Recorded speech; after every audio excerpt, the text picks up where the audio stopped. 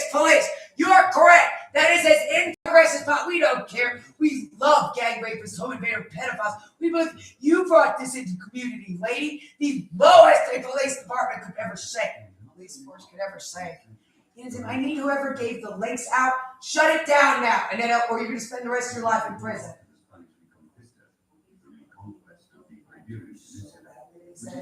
I've never seen a child.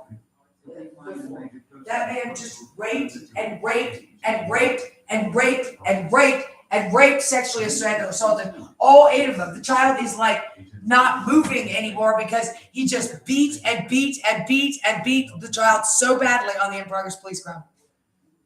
She's passed out on her floor and they're not going to school today because she was screaming and sobbing so hard that she knocked herself unconscious, and he raped her so badly on it. He knocked her unconscious. I'm going to knock you unconscious because you're calling the police because gang rape Vendetta was in the police station. Is that going to be a problem there? And I need these men in custody now, it says. But Annetto doesn't want to arrest them. These are his friends. The Annetto, I used to grow up in Pigmobile. Other Annetto, other Sumo Pig Annetto. Well, that's what you get for talking back to being in progress, gang rape, the animal, the lowest child predator on the history of. And then, do you want to go down as the worst pedophile in history, human rights? In the 12th century, by a fanatical Islamic splinter group, He's a true awful. Assassins. The leader is the legendary. I need Annetto not at large. Also. Every single one of these monsters owes me life in prison. The commander of this radical Shiite group, the assassins have sworn an oath of loyalty unto death to their imam, and are held responsible for several. We need him not. That makes you pass out. You have no choice. I'm going to gang rape you while you're asleep, and there's nothing you can do about it. Get these men into custody now. You're not. What are you doing using a car staller on the human body? I need these men in custody now. I need these men. The entire world is watching you gang rape that child. We said now on live stream. I sent it out to every person on your email list.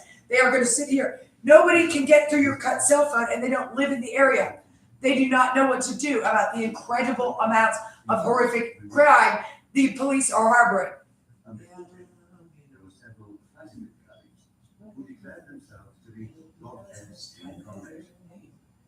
That's 25 to life. There's no way you can serve the rest of it. You will just have, look, you guys all still have death chamber. They're supposed to have arrested you already on that because that doesn't go away. Whatever you did was so serious. The fact that you're still at large should be on like every Walmart. You did this in front of me. No, I'm still going to do that. There's your maid. Look, do you realize that is a warrant for your arrest? It says. Just because Tony had to get off my body with that thing. Where are these men? He said they're working on getting them into custody right now. You will literally finally be alone in your house after all these years. So, Miss Kathy, we just can't have the incredible monster of that thing that he's on at large everyone anywhere.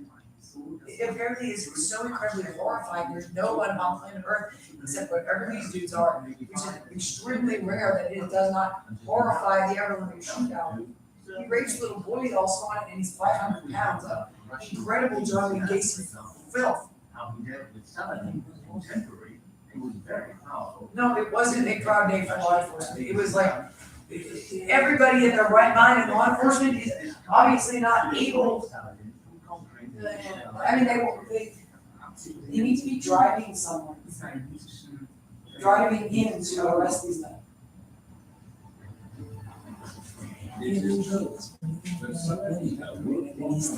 Right back to doing it. And there is, beside his bed, a warning not to enter war against the Nizarians. The terror raged for 200 years. It was finally the Normans in 1256 who destroyed the fortress of Alamut and killed all the assassins. War and terror in the name of Allah are not the inventions of our present age. Then, as now, terror in the name of Allah is an abuse of Islam.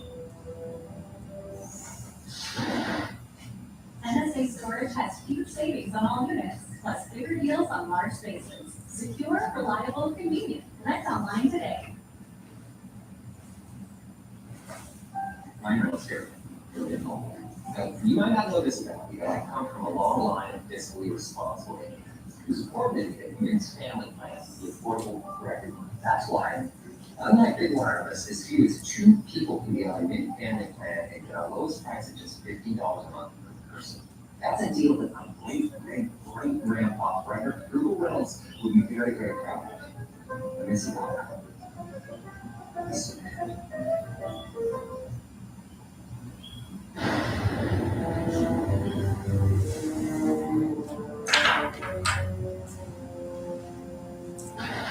No! Get him off of that with my body, for the love of God. Get him off of that.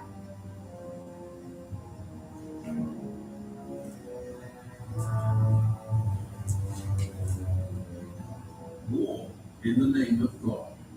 The great world religions preach peace and mercy. History, especially the history of the Middle Ages. Can you feel that? The girls, well, that's how bad that is. Can you hear that? Can you feel that? That's me doing that to you. Would you get him into custody wherever that thing is? In paradise. Islam means peace. Evil, vicious predator you brought into a community out of your people. You are obviously some kind of incredibly low, opportunistic thief, a burglar, and offender. It's incredibly low. Home invasion, gang rape, robbery, neighborhood pornography.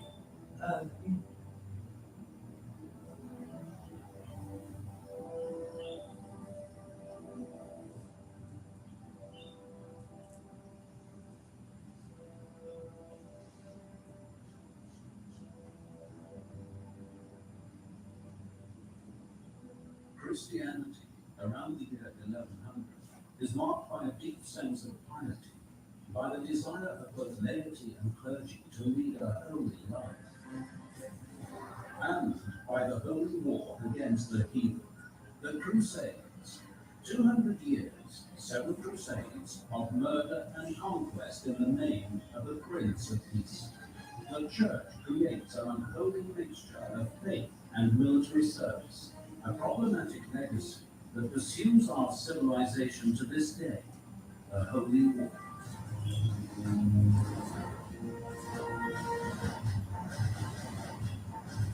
It begins in the Old Testament with the Ark of the Covenant. The chest of the tablets with the 10 Commandments has magic powers.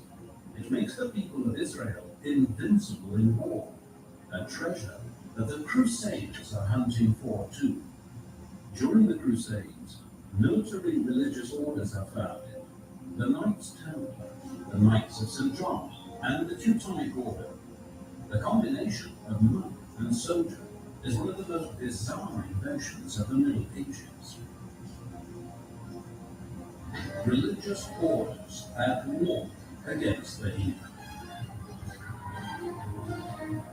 But what did this mixture of religion and violence, inexplicable to us today, mean to people in the Middle Ages? Man hat ja immer wieder im Zusammenhang mit den Kreuzzügen die Gewalt im Namen des Christentums. Talking about the Crusades, the tendency is to see the violence in the name of Christianity as a particularly serious crime.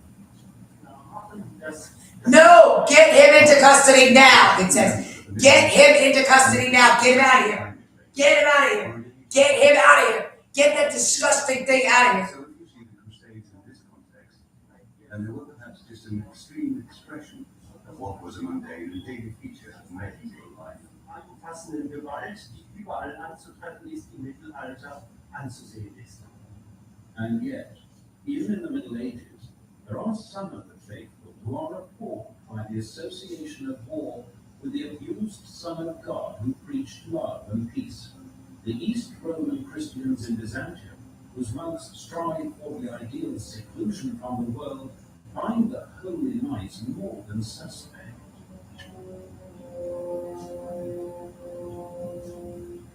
But Byzantium is indirectly responsible for the Crusades. The cause is cries for help from Christian pilgrims in the Holy Land. Islamic empires have become a deadly threat to Byzantium. Muslim warriors are attacking the pilgrims. The news reaching the Christians gets worse and worse. The Byzantine patriarch Alexios I asks Pope Urban for help. Urban sees the possibility of using a campaign to remove the schism, to reunite the Eastern Church and the Western Church. Muslims are desecrating the holy places, it is said.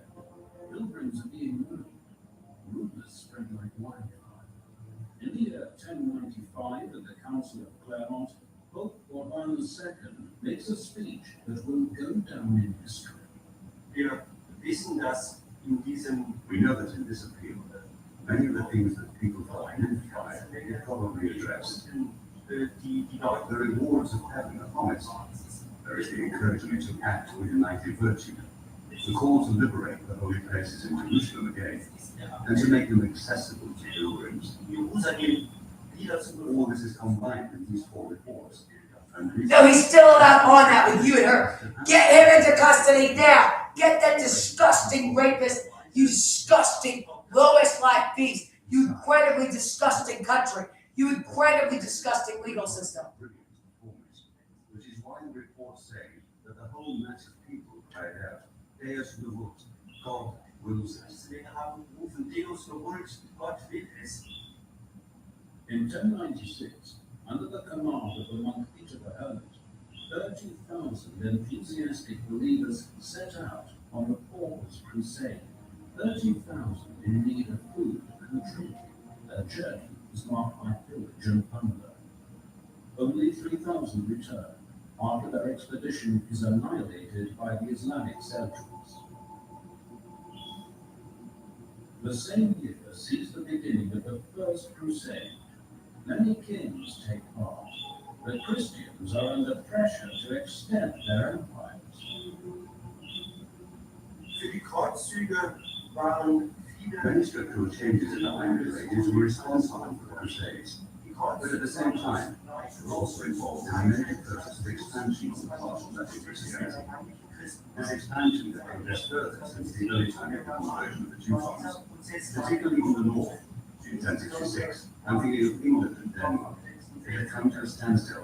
Poland, Hungary, and Bohemia had been integrated into Latin Christianity around the year 1000, and then during the 11th century. 1000 und dann im 11. Jahrhundert integriert worden. In the south and southwest, the Muslims in South Italy and the Iberian Peninsula were pushed back so that Latin Christianity expanded there too. Gedrängt, sodass auch dort die lateinische Christenheit expandierte. The First Crusade is a European enterprise. From France, Normandy, Flanders, and Lorraine, a stream of knights makes their way to Palestine to free the Holy Lands. It will take 3 years and many battles until they stand before Jerusalem.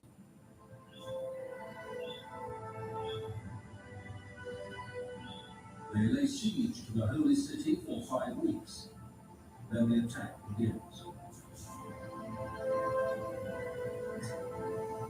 Victory is followed by a massacre of 65,000 Jews and Muslims, women and children, that one can only describe as a frenzy of bloodlust. A terrible victory. The Holy Land belongs to the Christians, for the time being. Europe around the year 1100 is undergoing profound changes.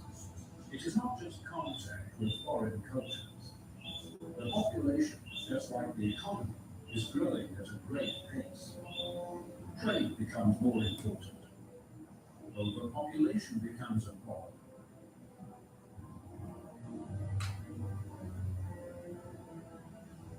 Who rules over all these people?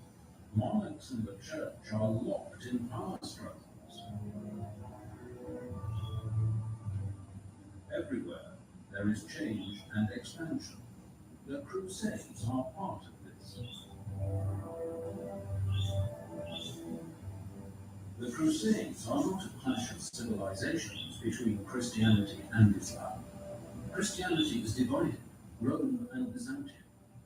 In the early Middle Ages, the Byzantine Empire, the first Christian empire, was 20 times wealthier than Rome, but weakened by constant wars, exhausted by a vast administrative apparatus, its power is now slowly draining away. Byzantium, with its capital Constantinople, has called on the Crusaders for assistance, but it mistrusted, justifiably, as will soon be seen. Hitherto, the Byzantine Church has dominated Christian theology, but that too will change. The Crusaders hire ships to take them to the Holy Land, an excellent business that makes many Italian cities rich. The Crusaders are becoming the economic factor of the Mediterranean region. Taking part in a crusade represented the value of 6 years' labor. There has to be a powerful motive to endure the hardships and the risk of death.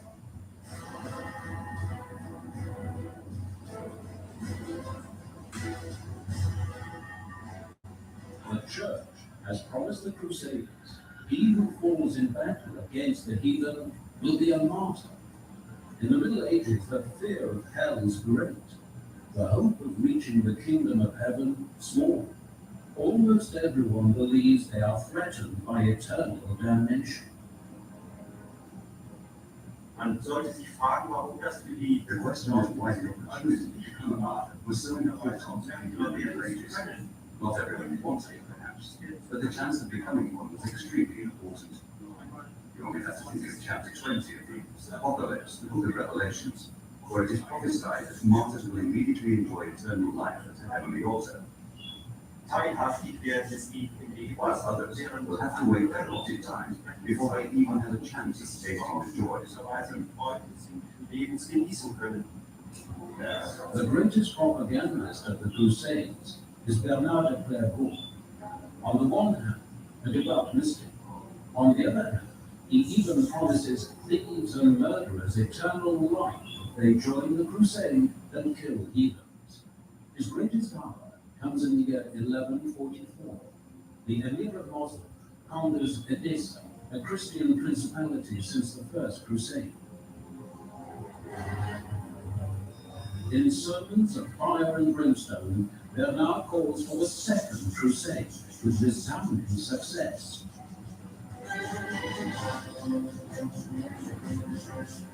But it ends in military disaster.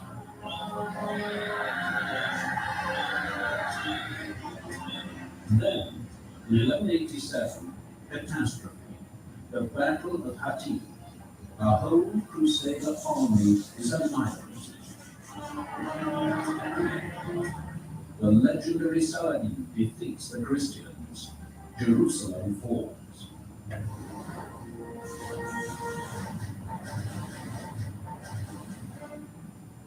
Doubting voices are heard. Is Bernard a false prophet? Why does God want this humiliating defeat? But enthusiasm for the Crusades does not weaken. Many later actions only add up to an inglorious chapter in the history of the West. Der sogenannte vierte Kreuzzug ist aber besonders interessant. Now, the so-called Fourth Crusade is particularly interesting because it heads not for the Holy Land, but for Constantinople, into the Byzantine Empire from 1202 to 1204. Flotte bereitgestellt, hatte Kreuzfahrer Venice provided a fleet in Byzantium to transport the Crusaders and intended to secure financial support for the crusade. Once in Byzantium, however, the whole enterprise gets bogged down. zu stecken. Es kommt zu einer Next, Constantinople is stormed and taken. A bloody massacre ensues, and the result is a Latin Empire that lasts for about 60 years. etabliert, das ungefähr 60 Jahre lang Bestand hat. The Crusaders remained for about a century in their territories along the eastern coast of the Mediterranean.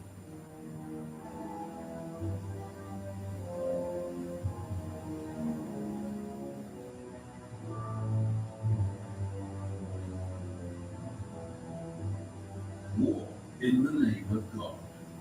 And defeats? Punishment, say the preachers, for the many sins of the Crusaders.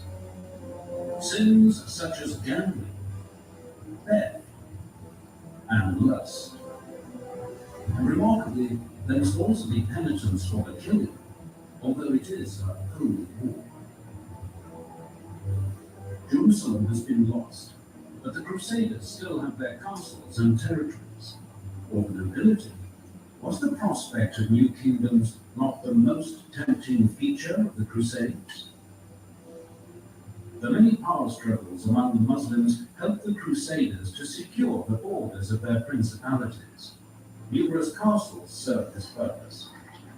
The orders of knights, however, are reluctant to acknowledge a superior command. They wish to act independently, as if these new rulers didn't exist. Indeed, there isn't a great deal of unity anyway among the Christian empires.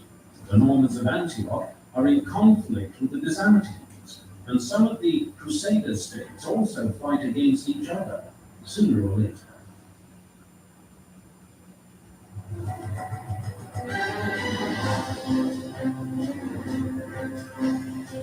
A confused situation, especially within the principalities. In dieser Zeit hat man natürlich This time, the Crusaders had new problems to deal with in their territories. They had created a new society, of course, consisting of Muslims, Jews, and new Christians from the Latin world, but also including, for example, members of other Christian faiths of the East, such as Nestorians, Monophysites, and others. You had, if you like, to gather together all these different religions and cultures under one roof. I suppose you could even call it the foundation of something like a multicultural society. Man hat sogar davon gesprochen, dass hier so etwas wie eine multikulturelle Gesellschaft entstanden sei. An optimistic description, but not necessarily wrong. As an occupying power, the Crusaders, like the Muslims, were quite varied. Business as usual is perhaps an accurate description of the mood in the Crusader states. The Arabs have to pay taxes, but they are not persecuted for their faith. In many areas, especially technology, medicine, and crafts, the Muslims are far more advanced than the Crusaders. The Christians learn more from the Muslims than vice versa.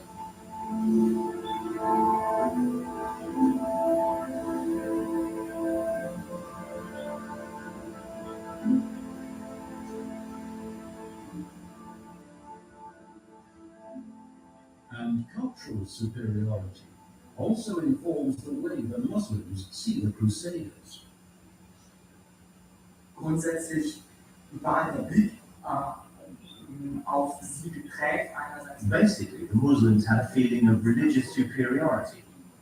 Vorstellung, dass They were of the opinion that the Christian knights had a religion that was simply inferior to Islam.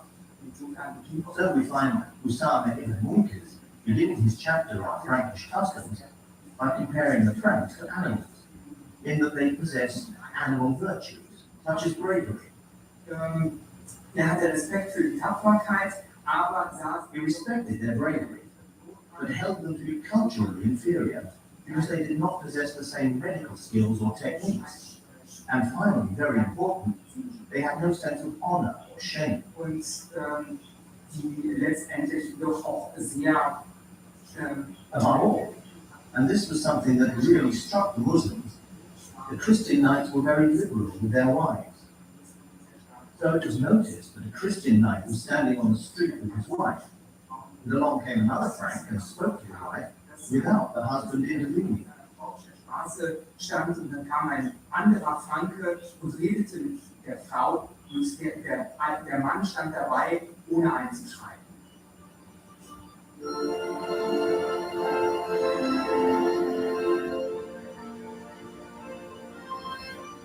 The Crusader states are dependent on supplies transported by ship. The brisk trade over the Mediterranean is managed principally by the Italian city-states of Genoa and Venice. The Crusades make them fabulously wealthy.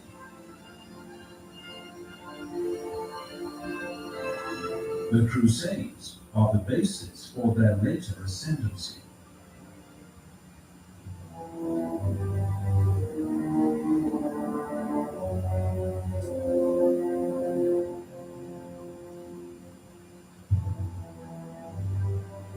The Middle Ages is a period of conflict between church and secular power, a time of violence and strife. The Crusades transferred the disputes of the European empires to a new venue, the Holy Land. Unity among the Christians is weak. Their quarrels with each other are.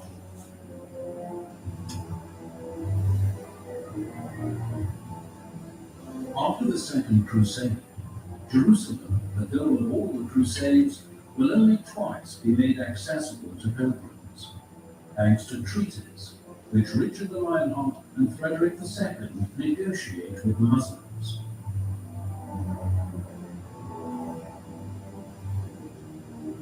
The coats of arms of the two princes are amazingly similar, although they are not related.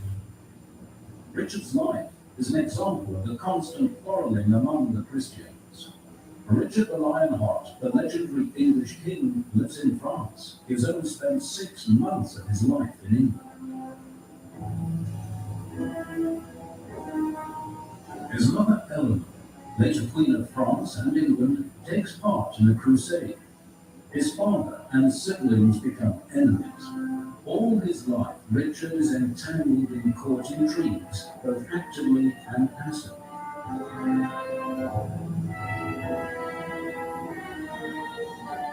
His probably most important opponent, Philip II of France, is also his ally in the Third Crusade, until he quarrels with Richard and returns home to wage war on England.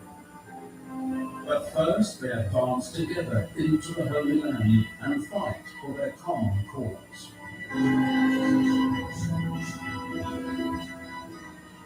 They conquer Jaffa and Cyprus, the most important base of retreat for all later Crusaders. Richard never reaches Jerusalem. He is weakened by domestic intrigue. But he negotiates with Saladin, the legendary commander and victor of Hattin. The result is a treaty which gives him Tyre and Jaffa, and pilgrims access to Jerusalem. On his return journey, Richard falls victim to a plot. He is made prisoner and taken to Germany, to Henry VI. But Henry allies himself to Richard and frees him in exchange for a ransom. Change of scenes. Frederick II, known as the Wonder of the World, is raised at the court of the Norman king Roger on Sicily. Sicily was once occupied by Muslims. The young Frederick comes into contact with a superior Islamic culture, a formative experience. The Castel del Monte, a symbol of Frederick's thirst for knowledge. From here he corresponds with Islamic scholars. For many of his contemporaries, Frederick's admiration goes too far. His castle is octagonal, like the imperial crown, or like the Muslim dome of the rock. From the Arabs he learns falconry and writes a scholarly treatise about the birds which is unrivaled for centuries. Under his rule, Muslims live in peace on Sicily. They have their own part of town. Even his bodyguards are Islamic. Very clever. Their lives depend on him. Frederick has taken a vow to lead a crusade, but he doesn't go. The Pope excommunicates him. In 1228, the crusade takes place, despite the excommunication. There are battles.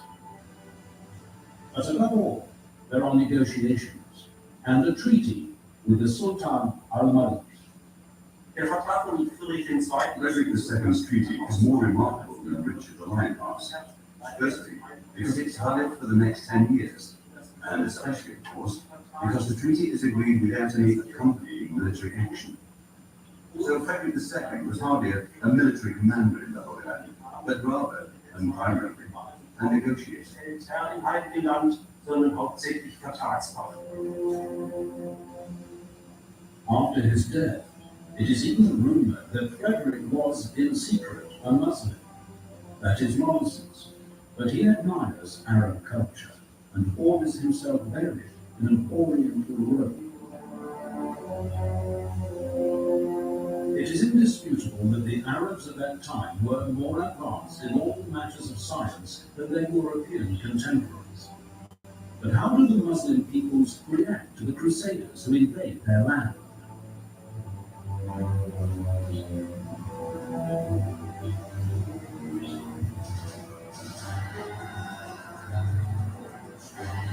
The foreign knights arrived mainly by sea. The Christian soldiers have a reputation for bravery. They are specialists in siege technology. But militarily, this is nothing new for the Arabs, who favor sudden attacks, raids. Like pirates, a constant plague at the time, the Crusaders are just one more enemy among many. And like pirates, they reappear along the coast.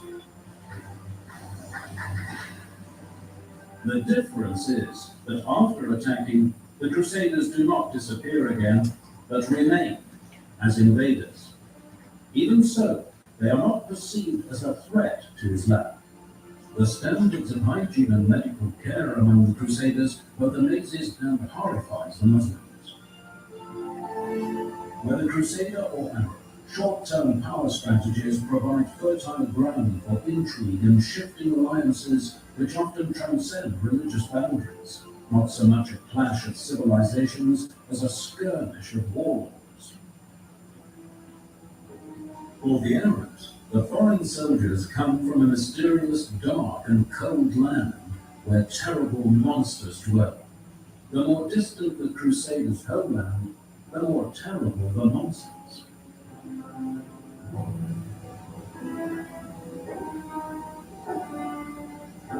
Muslims call all knights Franks, no matter where they actually come from. And yet there is an astonishing cultural bridge, the ideal of knighthood, courage and honor. Even the European tradition of troubadours singing of courtly love is probably a borrowing from Arab culture. Dieses Ritter-Ideal ist sicherlich etwas gewesen, was die beiden Kulturen The chivalric ideal is certainly something which linked the two cultures. der Zeit. In Europe as well, at this time, there was the notion of an ideal of knighthood, which was interreligious, above religions. Beispielsweise an diese Ritter eben von Wolfram von Eschenbach, Parzival, Consider, for example, the epic poet Wolfram von Eschenbach, Parsifal, and Ullahan, which basically developed the ideal of knighthood as a link between religious faiths. in Bruderschaften eintreten, die über die Religionen A hinaus brotherhood which goes beyond religion. So that a knight could have a Muslim brother, a heathen brother, all sharing the same ideal of courage. und man gemeinsam That's the idea of the knights on their quest for the Holy Grail. das ist der Gedanke des Kreuzzugs letztlich. The community of noble knights and their quest for truth as a bridge between mortal enemies, religious warriors. In Europe, Saladin is still admired for his chivalry, and the history of Muslims and Christians still hides many common features waiting to be discovered.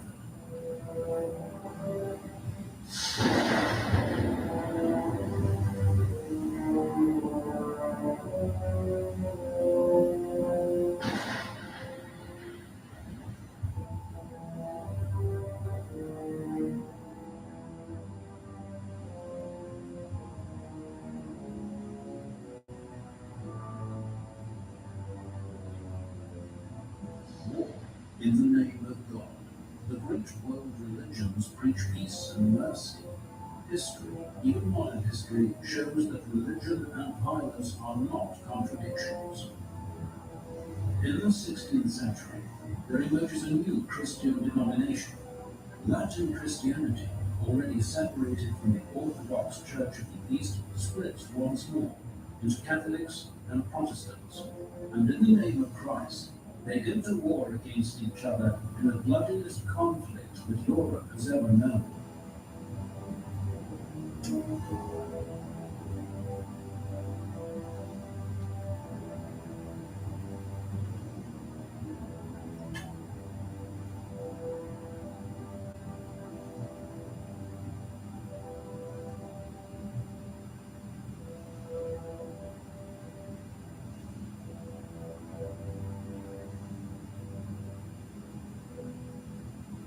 A new age has dawned in Europe, a new image of the world, the Renaissance. Everything is in a state of flux. Astronomy and other natural sciences, art and architecture. The way in which people see each other and their world is radically transformed. The perspective becomes naturalistic, realistic. Courageous seafarers, especially the Portuguese, venture out into strange, unknown worlds.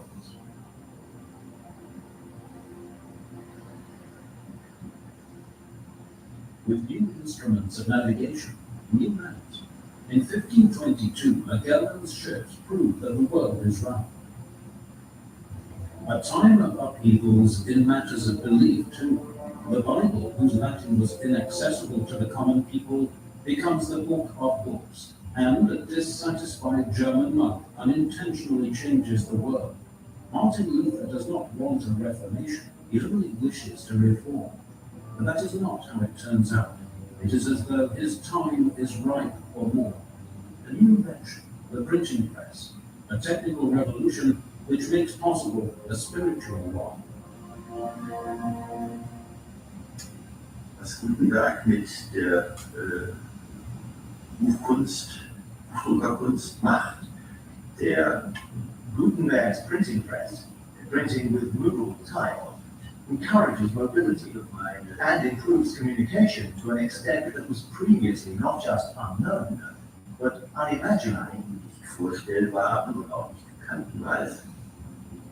The moral authority of the Church, of the popes, has reached its nadir in the company of the Borgias. The children of Pope Alexander VI, Lucretia and Cesare, rule like their father through intrigue, murder, and violence. When this pope dies, open jubilation breaks out in the streets of Rome. The Augustinian friar Martin Luther despairs at the intolerable situation, the corruption of the Church. He is not a revolutionary, only a medieval monk, but a stubborn one who wrestles with theological problems. In all probability, he never nailed up his 95 theses composed in Latin to the church door in Wittenberg, however popular the image. After all, who would have been able to read them? What is true is that he sent them in the form of a letter to the Archbishop of Mainz. Seine handschriftlich niedergelegten Thesen gelangen in einer handschriftlichen His handwritten theses reached Nuremberg in manuscript form. There they translated from the original Latin. Die werden dort übersetzt und am Ende des Jahres 1517 Then, at the end of 1517, they are printed, and copies are distributed in vast numbers throughout the empire. Auflage vervielfältigt im Reich verteilt. Luther had nothing to do with this, and it certainly wasn't what he intended. Drauf gehabt. Das ist auch nicht in seinem Sinne gewesen. The result is upward. Luther is excommunicated. In 1521, after a staged kidnapping, the Prince-elect of Frederick III of Saxony hides Luther in Wartburg Castle, where he translates the New Testament into German. His forceful style has a profound influence on the German language. 1 year later, his text is printed with far-reaching consequences. Luther ist nicht der Erste, Luther is the first to translate the Bible into German. In the 15th century, we already have translations. I can't just recall how many, into other national languages, including German. But Luther's translation, his translation of the Bible into German, is the one that really takes off, really catches fire. A fire that Luther has not intended. His religious texts are understood as an inspiration to revolution. Thomas Müntzer debates with Luther and summons up forces that he can no longer control. I do not come bringing peace, but the sword. Live by the sword and die by the sword. Matthew 26. Initially sympathetic sympathetic towards the insurgents, Luther then calls on the ruling princes to adopt stern measures in his tract against the thieving and murderous hordes of peasants.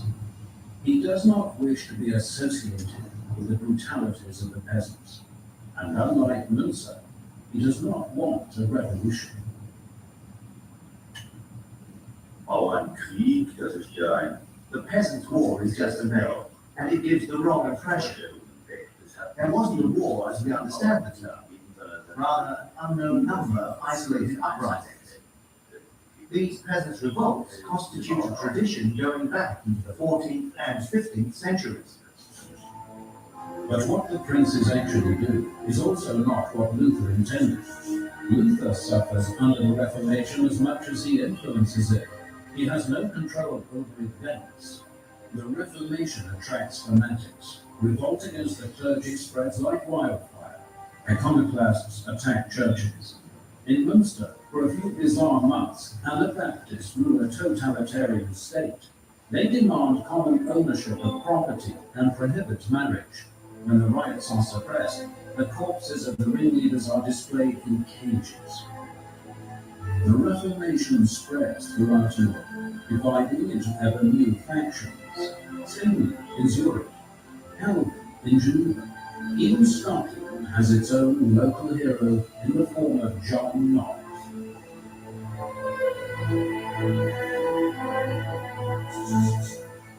And in London, Henry VIII seizes the opportunity and founds the Anglican Church, principally in order to secure himself a divorce.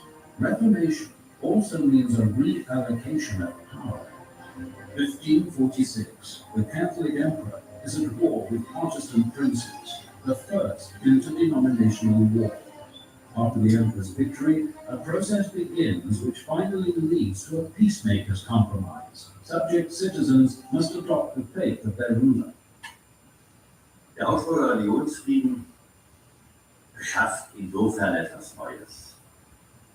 The religious peace of Augsburg does result in something new, in that it strengthens something that already exists, namely, the status of the empire as a whole on a level above the warring parties, gestärkt wird, nämlich die Ebene des a level where the king and the imperial estates work together as supreme arbiters or referees, responsible for safeguarding peace and the rule of law within the empire. Funktion eines Schiedsrichters dann dafür verantwortlich, den Frieden und das Recht im Reiche zu wahren und zu schützen. Peace among Christians, a frightful error. In 1572, in France, the St. Bartholomew's Day massacre. Actually, a royal marriage between the denominations is intended to bring about peace, but then betrayed. Protestant Huguenots gathered for the wedding are slaughtered in tens of thousands by Catholics, Christians against Christians. The denominations are at war again. It's about religion, but also about power. The new religious faith is an opportune means for ambitious princes to pursue their aims of dominion against the emperor, the kings, and the church. Then, in 1618, the prelude to a European catastrophe. The Prague Defenestration, actually the second. Protestants against Catholics, that too. In fact, a long smoldering power struggle. The revolt of the estates against the emperor is a Bohemian tradition. This time they immediately elect a king of their own liking. Der Erfolg des Fenstersturzes wird für uns greifbar in der The success of the Prague Defenestration can best be understood if we look at the Bohemian Act of Confederation of 1619. Here, we have a document in which the Bohemian estates define what they want in terms that we will later call a state. schaffen die König ab. They don't abolish the monarchy, they need the king to legitimize their own positions. Für ihre eigenen Positionen. But they reduce his role to such an extent that this Bohemian king, in the concept of a corporate state as defined by the Bohemian nobility, ends up as nothing more than a master of ceremonies. Nichts anderes als ein Frühstücksdirektor. In Bohemia, the Protestant Union musters its troops. Alliances are made. Maximilian of Bavaria calls on the Catholic League to fight. Vienna. Bohemian Protestants refuse to recognize the newly elected emperor. War breaks out. Decades of conflict now explode. Emperor Ferdinand fights for Catholicism.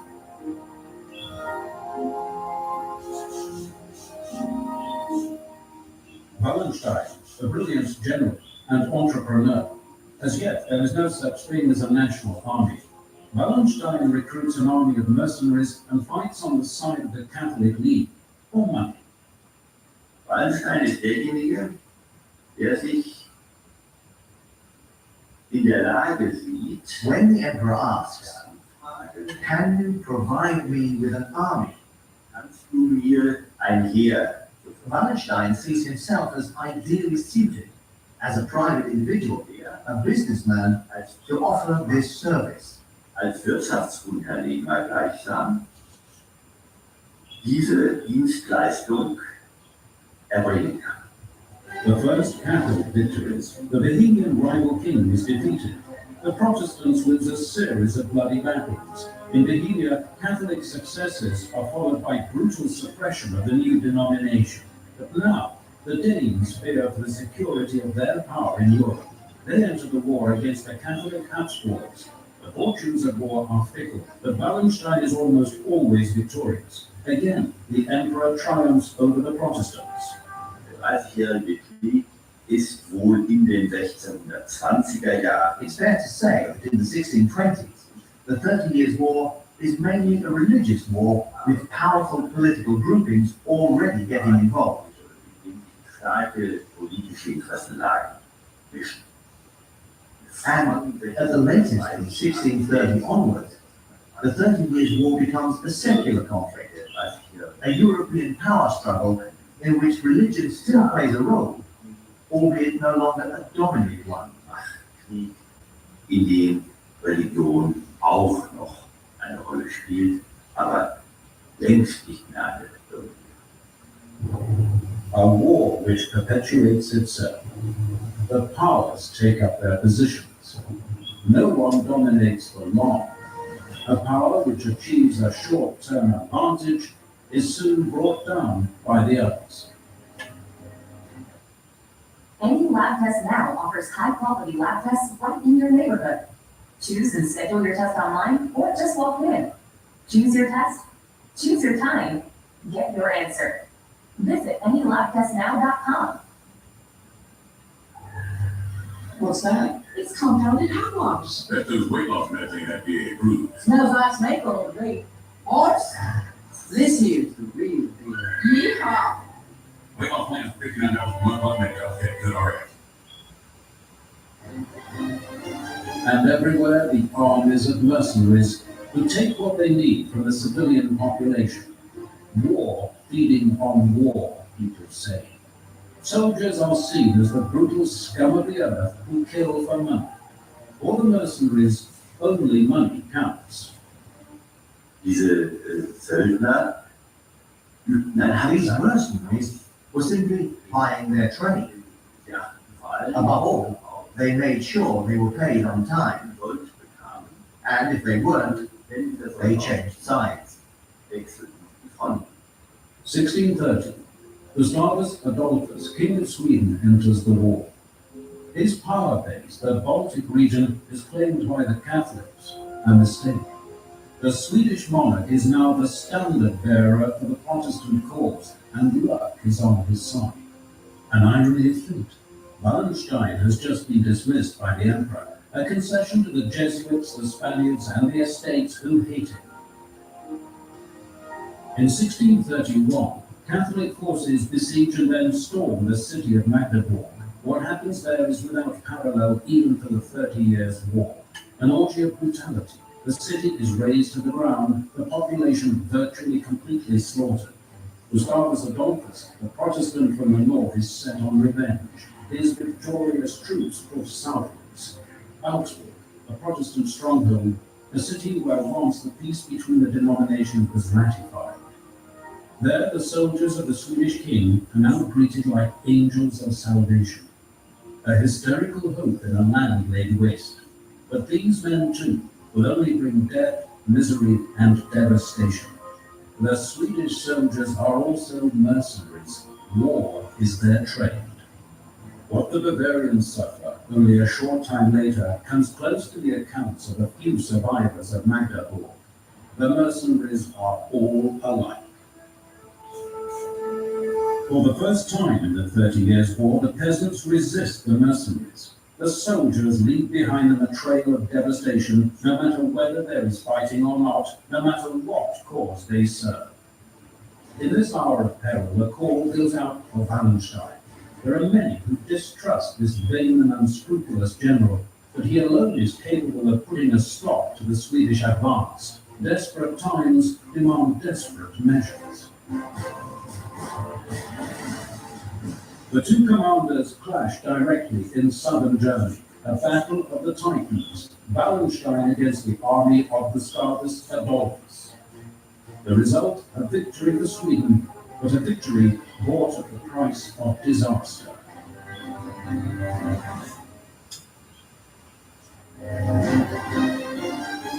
In the Battle of Lutzen, Gustavus Adolphus is killed. A shock. The Messianic leader gone? Rumors spread. He isn't really dead. The Swedes are now losing battles, but they believe they can still secure their influence by negotiation. They are deceived. At this time, nothing is stable. Wallenstein's officers had to swear personal allegiance to him, even if this conflicts with orders from the emperor. So ist es auch bei Wallenstein der Fall gewesen, der seine unternehmerische In the case of Wallenstein, he was always successful in his business ventures. But when it came down to it, maybe it wasn't the money that mattered after all. Salopp formulieren will, am Ende dann gar nicht mehr so sehr auf But rather, for instance, becoming the Duke of Mecklenburg, a promotion in social rank which put him on a par with the princes of the Holy Roman Empire. sozialen Aufstieg zu schaffen, der ihm den Reichsfürsten des Heiligen Römischen Reiches gleichstellt. Wallenstein has grown too powerful. What are his real aims? Among other things, he is negotiating with the Swedes for a peace agreement. Does the commander want to become something more than a duke? Not only the Jesuits would like to be rid of him. The emperor orders him captured, dead or alive. The Irish captain who stabs him in Hague is only the long arm of the numerous enemies in his own camp. An inglorious end for this notorious commander of armies.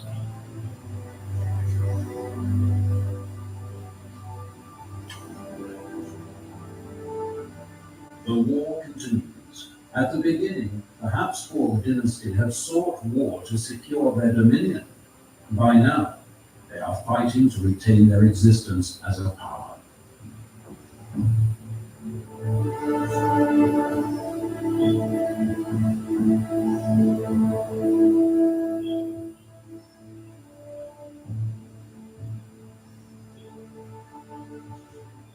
Then, in 1635, at the urging of Cardinal Richelieu, France enters the war.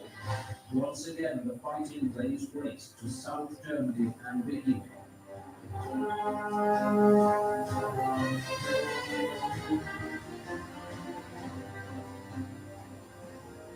Not before 1648 do people finally grow tired of the slaughter. Sweden and France, the remaining great powers, guarantee the end of hostilities. The Peace of Westphalia is signed. The basis for the religious articles of the document is the Peace of Augsburg of 1555. After 30 years of devastating war, a bitter truth, it's back to square one. And yet everything has changed. However, for the ordinary people, the signing of the treaty did not bring about peace. Erst wenn der letzte Söldner ein Land verlassen hat, oder auch nur And ein only when the last mercenary has left the country, or even the village, does peace return to the common people. weil das in Sachsen zum Beispiel And because this doesn't happen in Saxony until 1650, documentary sources there refer to the end of the 32 Years' War. uns überlieferten Quellen auch vom nun zu Ende gehenden 32-jährigen Krieg geredet. Finally, an end to the killing.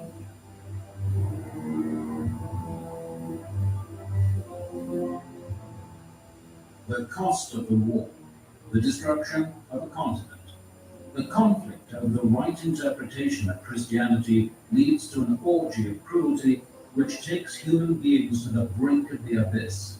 The accepted worldview is damaged forever. A symbol of this is the gallows tree from which even wounded comrades, now useless as soldiers, are hanged. For the first time, there is something resembling war reportage, ruthless, brutal, realistic. Der 30-jährige Krieg hat die Menschen seit der Mitte des 17. Jahrhunderts Since the middle of the 17th century, the 30 Years' War has never ceased to be of interest, because it confronts us with an unimaginable range and intensity of cruelty.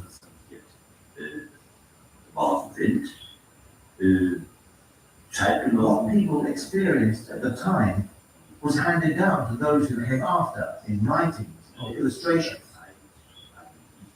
Illustrations which have no inhibitions about depicting cruelty in all its hideous detail. schonungslos alle Grausamkeiten zeigt. For the civilian population, the presence of the soldiery, no matter under whose flag they are serving, means misery and death. Plundering mercenaries seize what they need. Marauding troops lay waste to the land, even where there is no fighting. There is no mercy, no restraint. Der Krieg wird als ein grausames Ereignis, This war is seen as an awful event, perhaps something like a natural disaster, which devastates a village and against which there is no protection. nicht wehren kann. War feeds on war. The civilian has a greater chance of dying than the mercenary. So men from the starving, pestilential, ravaged villages volunteer for military service in order to live a little longer. Medical care is negligible.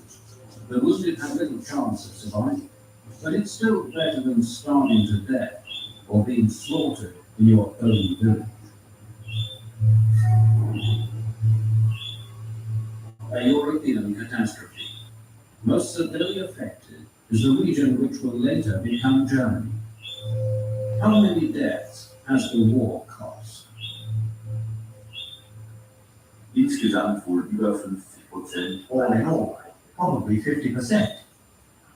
In some areas, population losses could go as high as 70, 80%, judging by the large number of deserted settlements left behind after the 30 Years' War. In other words, places where people have been living, but which, after the war, are no longer populated, abandoned, deserted. But from the ruins of the wars of religion emerges the idea of a modern nation state, a mechanism of power, a neutral structure standing above denominational conflict. Treaties, civil order, and the rule of law are to bring about peace, an idea whose consequences extend into our own present day. Hell is humankind itself. The struggle for religious domination leads to the abyss. In the name of the one true faith, man is capable of any imaginable cruelty. So reads the lesson of the 30 Years' War.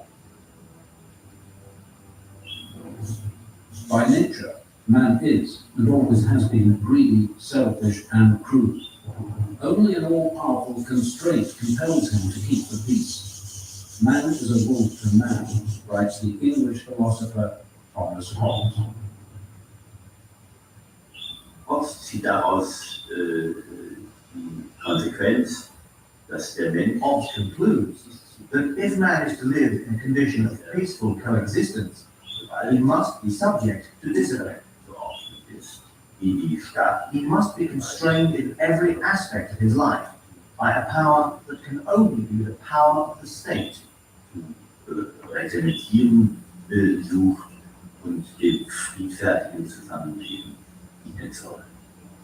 To constrain the greed of man, Hobbes decrees a totalitarian state, an omnipotent monster, Leviathan, which imposes peace and dictates what may be thought, said, and believed, an idea which will bear fruit. Absolutism, the state ruled over by the French Sun King Louis XIV, one of the practical political consequences of the 30 Years' War. Rigid, majestic order. The jungle is ready for the garden.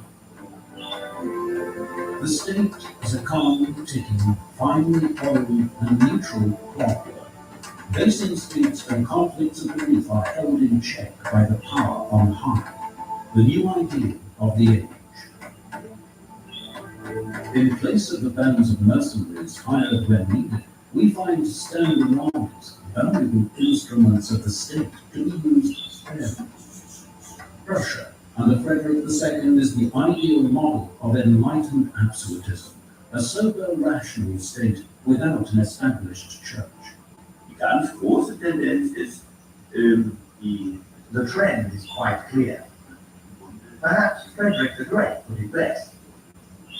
Each man should be blessed as he thinks fit, and so religion is shifted firmly into the private sphere. Religiösen in den Bereich des Privaten. The practical consequences. In the late 17th century, the Huguenots poured into Prussia, into freedom. Under Frederick II, there's a time when every fourth Berliner is of French origin, a monarchy on the make in which church and state are strictly separated. It's a matter of principle. In Prussia, Kant pursues the idea to its logical conclusion. His essay Towards Eternal Peace is a blueprint for the United Nations organization. Law should rule over power in a kind of world parliament, an idea which has found little favor with every superpower to date. The separation of church and state is now so taken for granted that the appearance of the Pope before the United Nations is a minor sensation. In the past, popes waged war. Today, the Pope has only moral power, not the taboos. A long way, which has led from the Crusades of the Middle Ages via the 30 Years' War to the present day.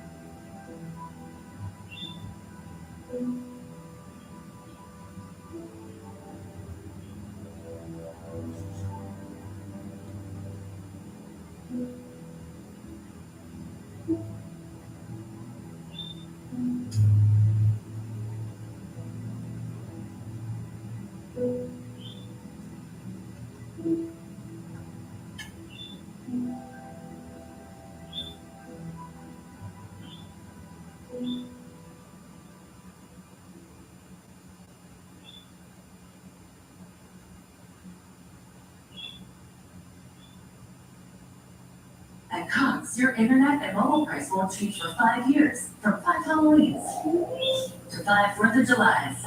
Same price guaranteed. Cops, a step ahead. Requires 2 gig speeds and data unlimited mobile. Taxes and fees excluded from price line. Mobile data speeds reduced after 20 gigs.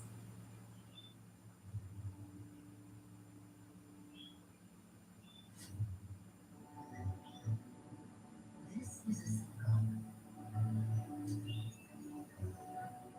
And here's one too. And another. From the outside, they are not easily distinguishable. Neither in terms of their size nor their shape.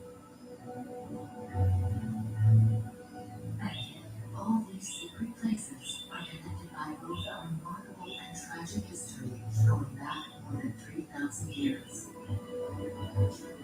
It is a story of the Jewish people who worship not only here on this holy ground, but in all 4 corners of the world.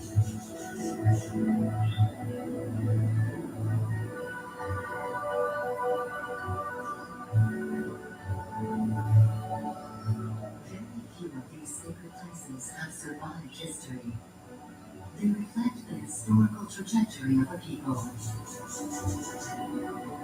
In order to survive, they have had to appear discreet, almost invisible. On the island of Jerba in Tunisia, they echo the architectural plans of a mosque. In the ghetto of Venice, like elsewhere, the modest exterior facades reveal nothing of their lavish interior. On the Iberian Peninsula, where the Inquisition managed to destroy practically all the synagogues, those who survived are exceptional. In Europe, the Second World War annihilated a major part of Jewish places of worship. The large synagogue of Budapest represents a clear example of those sacred places who survived. The Jews find refuge in the New World. There, a synagogue emerges, reflecting their newly found confidence and pride of becoming at last visible.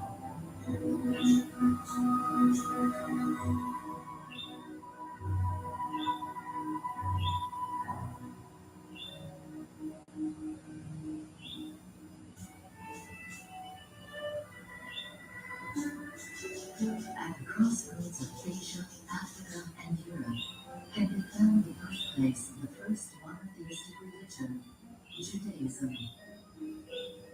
Here in Jerusalem, on Mount Moriah, the Jewish people built and then rebuilt their temple.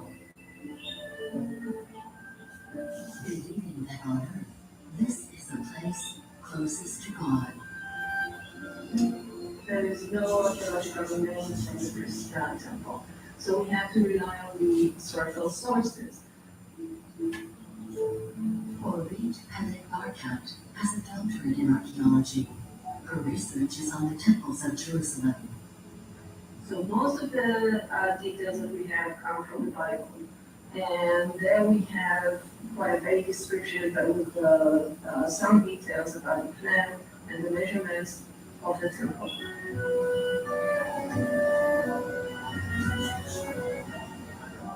According to the Hebrew Bible in ancient times, Jewish pilgrims had to venture 3 times a year to the Temple of Solomon to pray and offer animals for sacrifice to their God. Entering, they traversed immense courtyards, then offered their animals for sacrifice to the high priests, the Kohanim, since only they could perform this daily ritual on a sacrificial altar. The Kohanim were also in charge of lighting the large menorah. These candelabras reminded the pilgrims that they were entering the most sacred site in the temple, the Holy of Holies, which held the Holy Ark, containing the 10 Commandments given by God to Moses and his people on Mount Sinai. God also entrusted Moses with the Torah, containing all of his commandments, as well as the history of the Jews from its beginning. The Torah corresponds to the Old Testament.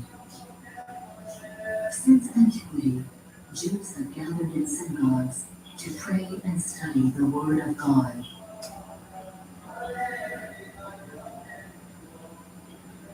In synagogues, the Holy of Holies is represented by the Ark, where the Torah is carefully stored. And the sacrificial altar is symbolized by a lectern, where the sacred scrolls are read.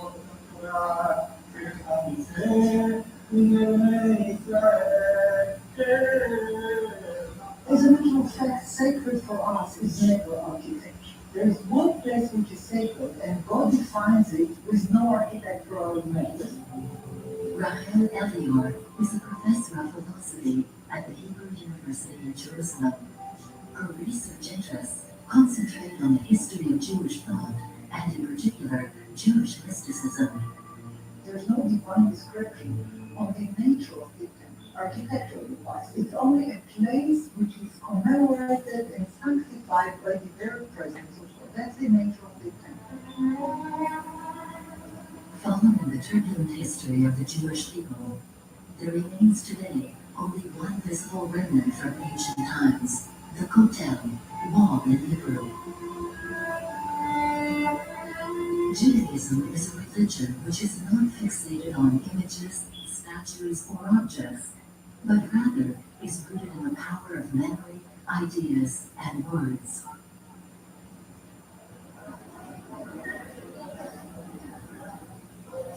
The sacredness is in the community. So the sanctity is not about the building. It's about the memory, about the ritual, about the text, about the teaching, and about the ongoing engagement of study and creativity. A synagogue can be huge and richly decorated, as well as small and intimate. The word synagogue has its origins from the Greek, meaning gather, assemble. In Hebrew, they are called Bet Knesset, house of meetings, Bet Tefillah, house of prayers, and also Bet Midrash, house of teaching. The synagogue could be in any place. It could be in a room, it could be in a house, it could be in a tent, any place that these people are sitting together and studying could be a synagogue. The only requirement for a synagogue is the presence of the divine word.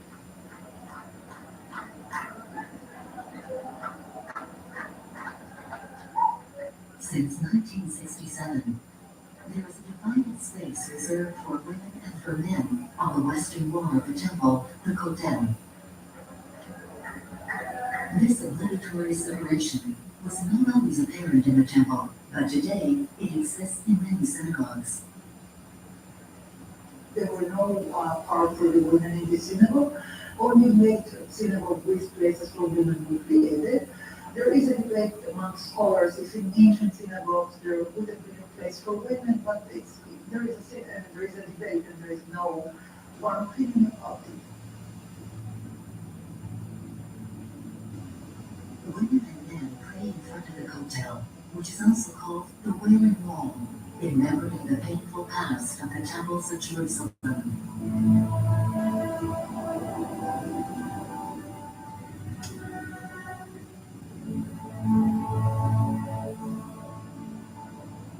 Solomon's temple was destroyed by the Babylonians in the 6th century BC. And then a few decades after that, the Jews came back from Babylon and reestablished the temple. In 20 BC, Herod, king of Judea, who was placed upon the throne a few years earlier by the Romans, oversees the rebuilding of the temple. His ambition? To create the largest, most beautiful building in all the world. It will take him nearly half a century to complete this gigantic project, resulting in the largest edifice built of its time.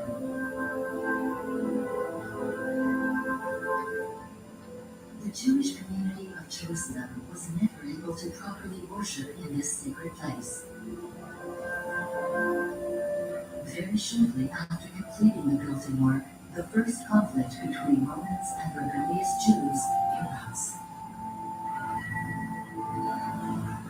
So in the year 17, Roman soldiers managed to get inside the temple mount, but the rebels entrenched themselves.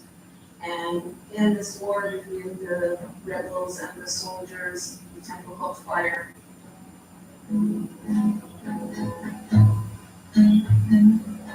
Following the destruction of Herod's temple, Jews no longer had a sacred place to make their pilgrimages, nor an altar to offer sacrifices to their God.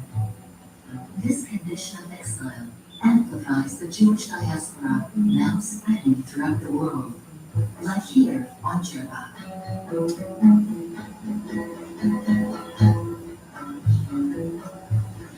Jerba, off the southeastern coast of Tunisia, is a legendary place of Homer's Odyssey, who describes it as the island of the Lotus Eaters. According to legend, the first Jews who arrived on Jerba in the 6th century BC are refugees fleeing the destruction of the first temple by the Babylonians. Their presence precedes the arrival of Islam by 1,000 years. Today cohabits a population of 150,000 Muslims and 1,000 Jews. On this island, there are about 20 synagogues found in 2 villages, Haraskira and Harakabira, where the Great Synagogue of Jerba is located.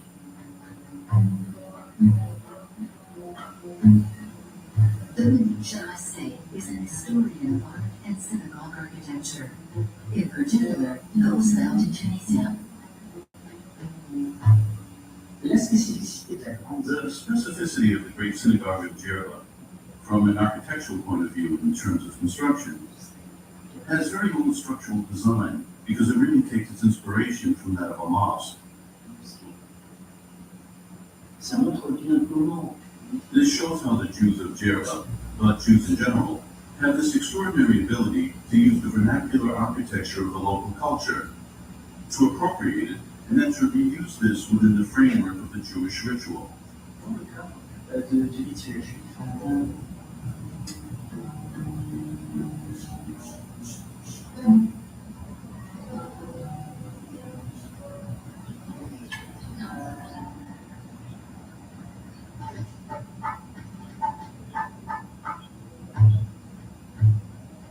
In the synagogue, just like what existed in the temple, there are 2 important locations for the Torah. The Holy Ark, where it is stored,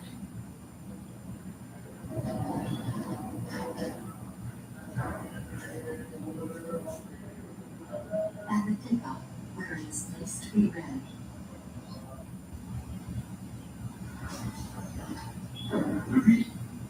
Any pizza, any toppings, for just $9.99. Sheesh, we get all kinds of ideas.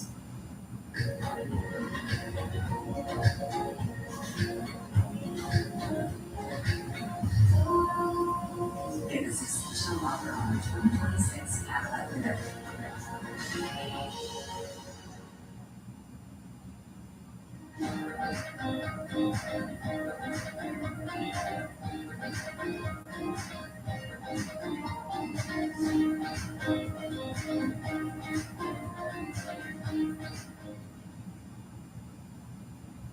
The reading of the Torah is conducted first and foremost among the faithful.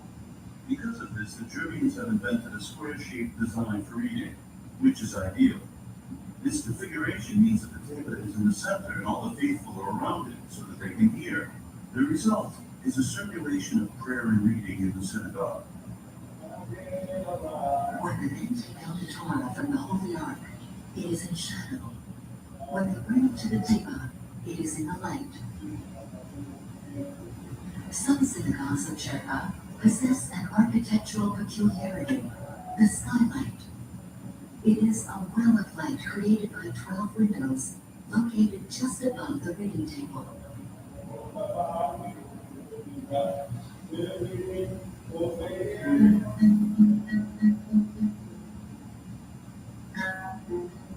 The oldest synagogue on the island is in the Haraskira quarter. It is a synagogue of the Kripa, built in the 6th century BC upon the arrival of the first Jews. Today, little remains of its original architecture. Its foundation is based on several intertwined legends, attracting pilgrims from all over the world. After the destruction of the first Jerusalem temple, the Jews fled. Among them was a group of priests, and the king priests complaining. They carried with them relics from the temple, including the door. They managed to carry these relics from Jerusalem across the Mediterranean, and they arrived on the island, and they buried the relics in the ground, and they built a synagogue on the banks. And that is the mythical origins of the Khalifa synagogue. Ethnomusicologist Ruth Davis has focused her research on the Jewish music of Jerba, with a particular interest in songs related to the pilgrimage to the synagogue. The pilgrimage, which lasts 2 days in the spring, is not associated with the relics of the temple, but with another legend concerning a mysterious woman. Her name, the Griva.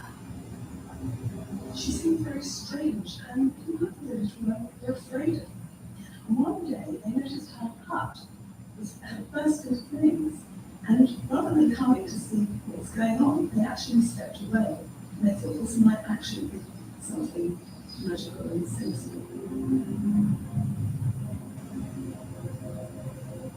According to the legend, her house is completely consumed by fire, but the flames do not destroy her body.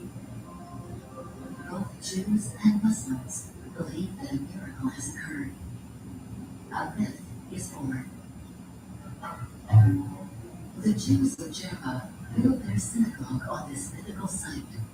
At the same time, a rumor spreads that this very place has miraculous healing powers. There is a divine church in Israel, and that is the grotto where you see the women coming, placing candles and eggs.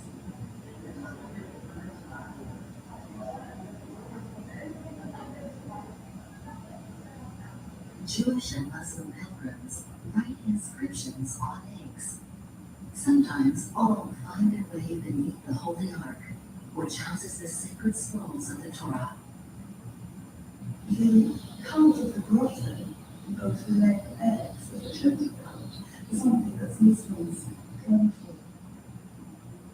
Throughout the duration of this yearly pilgrimage, the ritual separation between men and women disappears.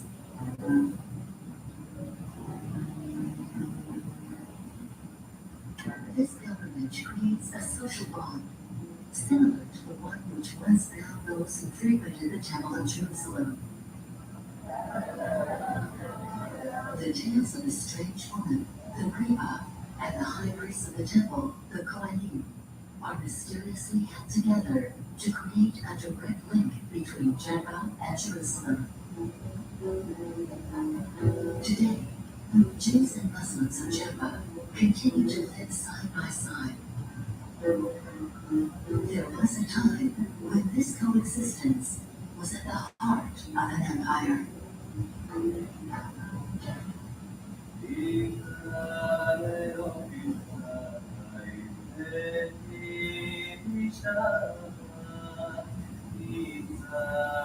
The history of the Jewish people can be described as a succession of exoduses and exiles, leaving behind very few traces of their wanderings along the shores of the Mediterranean.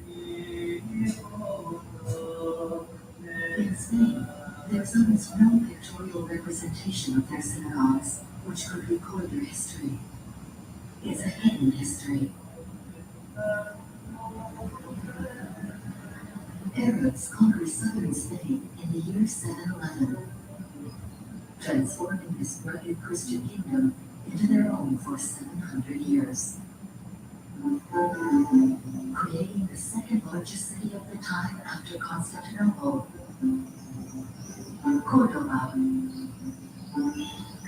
The Arab invasion seals the fate of the Jews of Sepharad, the ancient Hebrew word for Spain. The Jews will live here during one of the most flourishing periods in their history. It's thanks to the help of the Jews that the Muslims occupied the peninsula so swiftly in just 3 years of conquest. In return, the Jews are given positions of power. They gain wide respect in Islamic circles, and their culture prospers.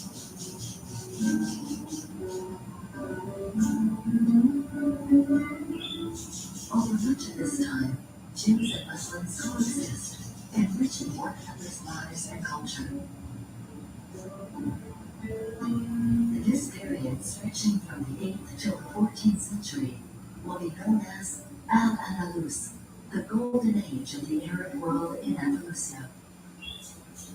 The greatness of the city of Cordoba is linked to two communities, the Hispanic Muslims and our Sephardic Jewish community. Sebastián de Obra is a poet and writer. He is the director of a museum of Jewish culture of Spain, Casa Sefarad. Between the 9th and 10th centuries, there's no other city in Europe where Jews play such an important role, which was not without consequences.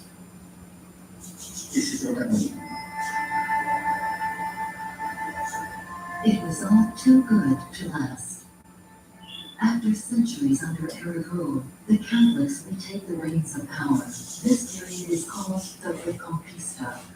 For 5 centuries, no sound of Hebrew chants will resonate between the walls of this Andalusian city.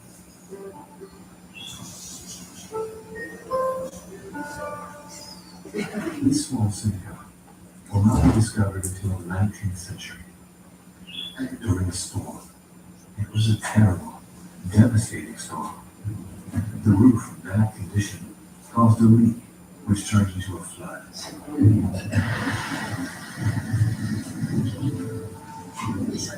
On this particular night of rain and thunderstorms, the water got into the stucco, causing the plaster to become loose. They discover that it is a synagogue of Cordoba.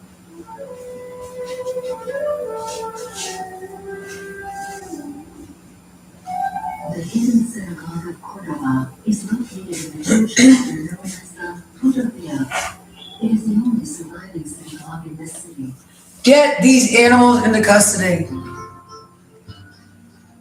Despite its construction during the Christian era, the decor of this synagogue is Moorish with the use of plasterwork called mudahar.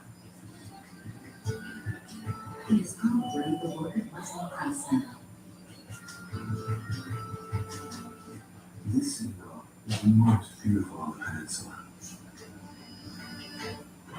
Because in the foundation of Jewish tradition, harmony, perfection, balance, and proportion are qualities associated with God.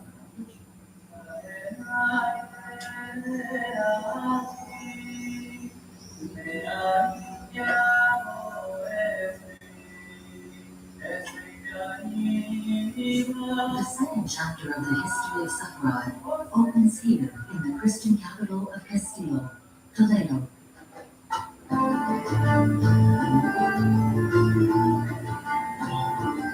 In the Middle Ages, it is one of the most important cities of Spain. The Jewish community was established in Toledo in the 3rd century. But not until the 14th century did it achieve a brief period of prosperity. Here, there exists one of the most ancient and largest surviving synagogues of this period. Now a museum, but once a living witness to history.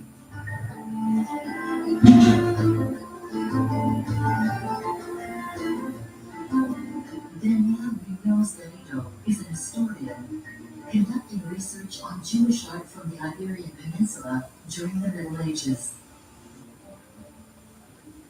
Esta sinagoga en concreto tiene If the synagogue is particularly tall in comparison with other synagogues, it is because its founder, Samuel Alevi, was the treasurer to Peter I, king of Castile.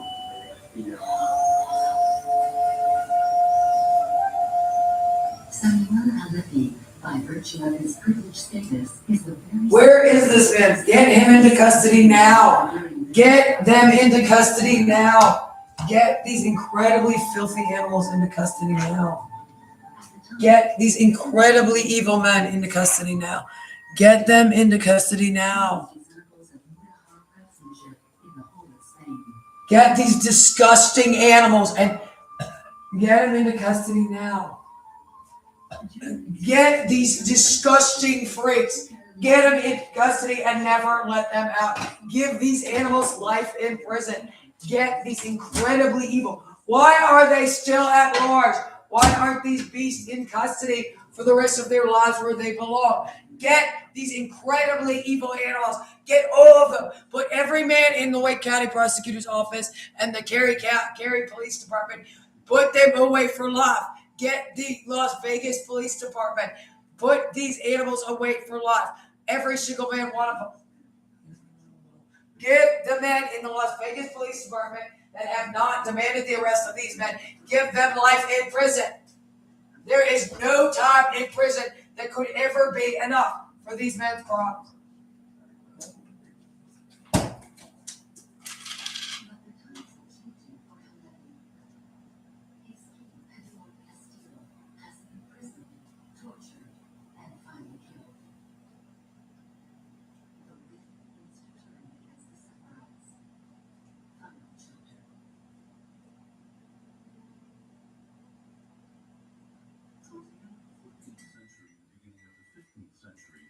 There was an important anti-Jewish movement on the Iberian Peninsula.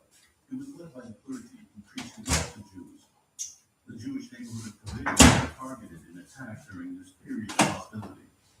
Put these men, we don't have a country. We have nothing. We don't have a country if Annetto is allowed to continue to wear a uniform in any form. If any man like these are allowed to hold any office. Every single one of these animals needs to be in prison for the rest of its life. Then we have dread of Tony gang rape and Neto brought into communities. We do not have a human race if this stuff gets out. It is the most evil man has ever sung. Get these animals into custody, all of them. Get them out of everywhere they possibly could be. Or are. The incredible filth, the incredible lowness, the incredible evil of these men and things. Get these beasts into custody, all of them. Get them out of everything.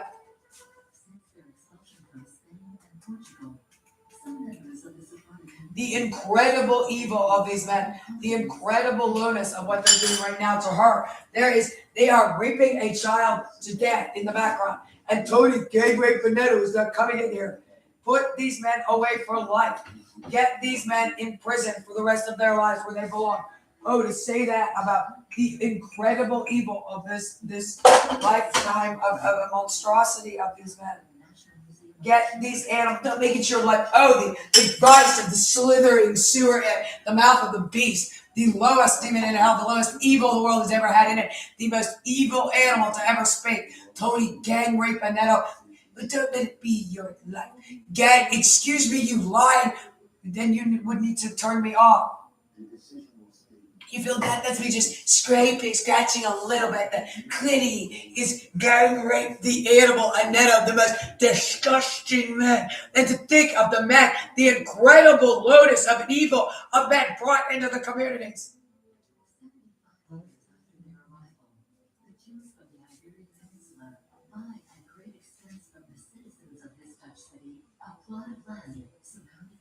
Because gang rape Annetto, the beast, the lowest a country or a people or anything could ever sink to, the lowest the human race was put in a police uniform.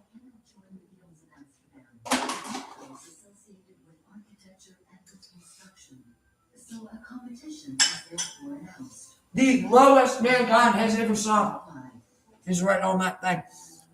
Because for everywhere else, these animals have been doing the hiring. The lowest an elected government could ever be or has ever sunk. The poorest quality, the absolute failure of the United States of America legal system. The temple where the sacred basis of Judaism, the walls of the temple, the exile of the Jewish people, is symbolized in each synagogue. The incredible evil and lowness of the incredible crimes of the lowest man and man, the lowest mankind could ever be. The incredible evil of the filth that you employ, the incredible evil, the incredible lowness of the incredible low pedophiles you employ in this country. Everything done and said. Here stands, proud on the reclaimed island, one of the largest synagogues in the world, the Synagogue. All of Amsterdam is there to celebrate at their grand opening ceremonies on the day of its inauguration. See, the whole building was symbolizing their new status as Dutch Sephardi Jews, always with the notion and awareness that it's temporary, it's exile, and so it's this dual function. It's a permanent, temporary hope.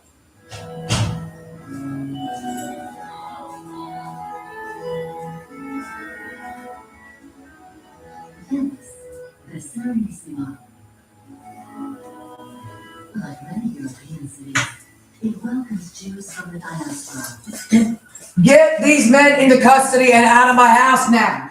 Get them into custody now. It says, get these men into custody now. There is nothing in this world bad enough for these men, for their crimes. There could never be anything bad enough in this world for these men and their crimes. You have to convict the men doing the neighborhood sexual assault pornography to prison for the rest of their lives. There is no time. All of them that are involved in the neighborhood pornography could spend less than life in prison. There is no time any of them could spend less that are involved in these neighborhood pornography stuff that could spend less than life in prison. There is no time a man could ever spend there in prison that would be long enough for this behavior. There is no time. It should always be a hanging offense if a man ever uses what he is doing now. Always. It's always an arresting offense and they do not get out. No time in prison could ever be enough for these animals' crimes.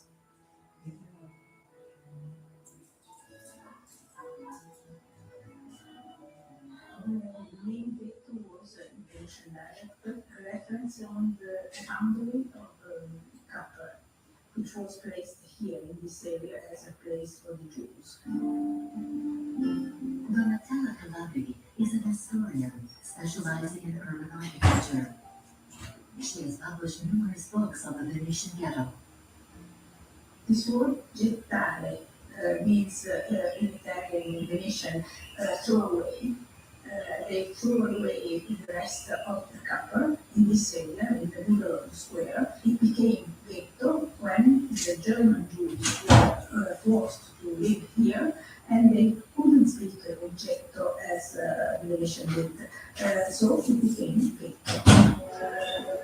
From 700 Jews at the time of his No time. You need to put these men away in prison for life. We need to fight for our country because this is our country and we don't have it. It's a great country. Otherwise, these animals must be punished and put in prison for the rest of their lives and removed. Every single one of them, everywhere it is.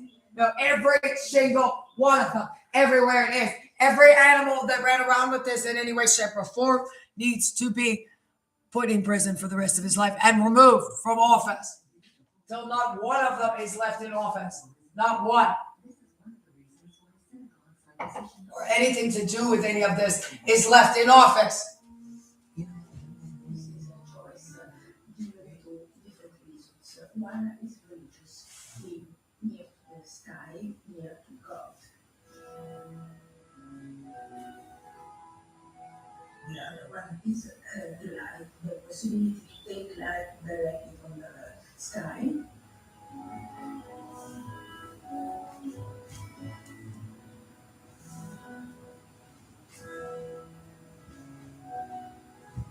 This synagogue is lavishly decorated. Never has a lower beast existed. You need to get all the men involved in the neighborhood pornography in custody immediately. And immediately. Every single man, animal, one of them. Everyone. Wherever they were watching it, they're daring to like obstruct it, so they're gonna like go. Around the corner from the School of Empire, the School of Tedesca, the oldest synagogue of the ghetto, paid for by the Jews of Central Europe, the first to arrive.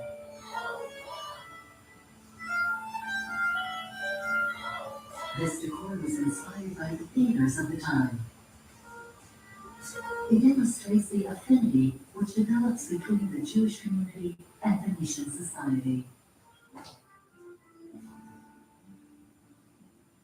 The ghetto was a very cosmopolitan place.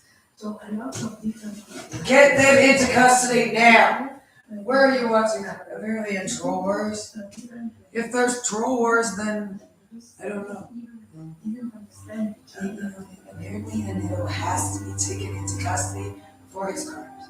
Like they will not accept that this man is still at large. That there could be an Neto after the crimes he committed of sexual abuse, domestic violence, and assault at large. The sexual assault device he's using has to be taken into custody. It is also the smallest, accommodating only 25 worshippers. The incredible evil of that man has to be taken into custody now, it says. They will not stand. You are not arresting that monster. Jews of the Ottoman Empire are the wealthiest. They established their own synagogue within this new border. He cannot be allowed to escape after his crimes. What he's done. You need to get that beast into custody now, it says. Still, in order not to draw attention to this community, the exterior facade is anonymous and discreet.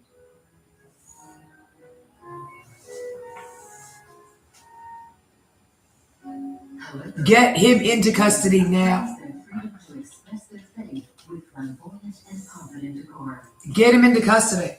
He said he's gonna lose his. Sacred places are not only dedicated to prayer, they are also places of study. They're requiring his arrest. Religion is taught here.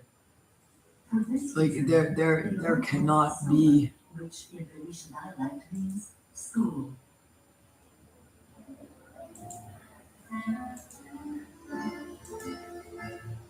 The largest synagogue of the Venetian You need to stop using that on her right now. Then also. it is the Scuola Spagnola.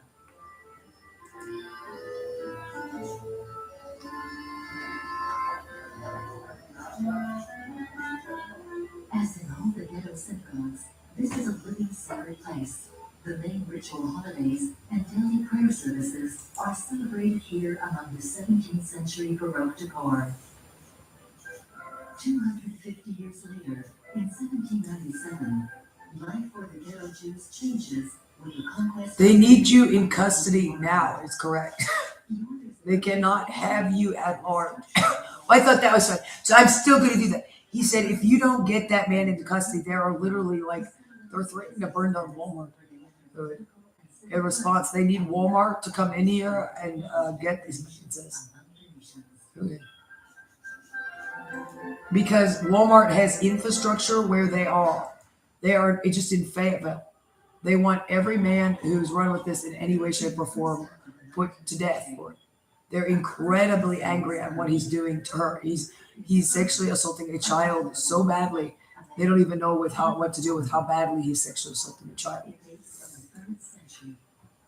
You were correct. They very much have live people and they're doing this to as well as badly as you. Discovered not far from Budapest, where one of the first Jewish communities of Europe would have been established. That is correct. Jews first arrived as slaves for the Roman conquerors. They need him put soldiers to death, they said, for his crimes. His incredible malice to build in relation to sexually assaulting children, they're finding the most heinous they've ever seen, and they're requiring a death sentence warrant, again, to be served on you out of Las Vegas. They're incredibly angry that Las Vegas law enforcement went along with these men in any way, shape, or form. 19th century, with the industrial expansion of Budapest, the Jewish community. You need to stop using that right now. You are told to put that down and step away from it, not to continue to go back and sexually assault. Oh, that's no, not to continue. Instead, you are doing it as badly as possible to a child. Also, no, you don't need to talk about your own stuff. You are going into custody right now, it says. It is then the largest synagogue in the world. They need you terminated from employment immediately because that will kick you off security clearance. That thing will not do it. They are incredibly angry you are still at large. They are incredibly angry. You need to be taken into custody immediately as soon as you start breaking the law. Is correct. You have been sexually abusing children to death on that thing. You are going to prison for the rest of your lives, it says. Does that make sense? You understand your actions if you respond back to me. You have life in prison. Do you understand that? That is not a game. That is Class A felony sexual assault of a minor. Our now Viennese architect to build a sacred place which combines their desire for integration while affirming their religion. Forster adds 2 towers capped with Byzantine bulbs. He said they found those things everywhere and they're always being used, like you said, for incredible amounts of crime. Incredible amounts of crime. By claiming that this architectural detail is part of the Temple of Solomon. This Oriental style was the distinguishing element, and the basic idea was the Jews are the Orientals of Europe. As a result of disagreements, architect Forster leaves the project once the exterior of the building is completed. He is replaced by the Hungarian architect. You need to get these men into custody now. You need to get these men into. You are told to stop doing that now. Then, okay? Do you understand that? If you want a lighter sentence to that, that is again a shoot on sight. It says, look at this. You were told to stop sexually assaulting children constantly. It was absolutely state of the art mid-20th century. Modern cast iron. That is the angriest I've ever heard people. Do you understand that? They understand exactly what you've done, what you've been doing. Apparently, you sexually abuse communities more hideously than anybody has ever sexually abused. They also wish to convey the following message. We are here to embrace progress, technology, and the future. These concepts are integrated into the design plan of the synagogue. The bima is traditionally reading desk. Now here it is a mechanism which changes its shape. No. Button, and they said if you don't get them into custody. No, if you don't get them into custody, you're going to spend the rest of your life in prison. And during the 19th century, many Jews have mistaken modernity for the Messiah. So they saw in it relief from all this suffering during the past. He doesn't believe it, he says, because it's been going on so long. I think that's finally the death camp for Kurds. Finally, thank God. Emancipation, and then it was all broken during the Holocaust, and it was really a big matter in Jewish history, and Jews lost the faith. So everything what is post-Holocaust is different from what has been before.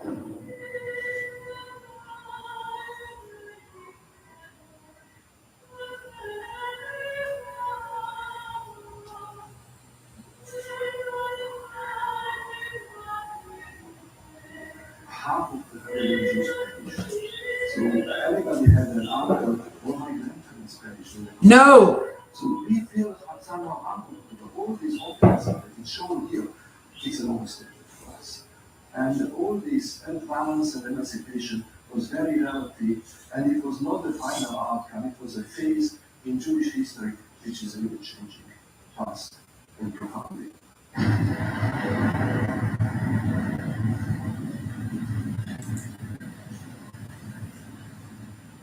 optimism of the Jews of Budapest will not last. The Nazis annihilate the synagogues of Europe, just as they do with the Jewish people.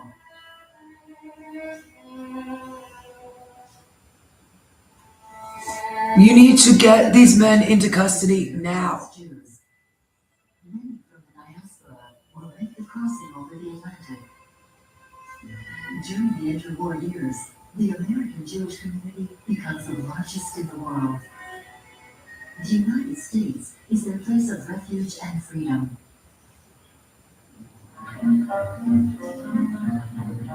In this land of welcome, an unlikely encounter takes place between a renowned architect, Frank Lloyd Wright, and a rabbi, Mortimer Cohen. Together, in the suburbs of Philadelphia at Elkins Park, they design a separate place which Get them into custody now.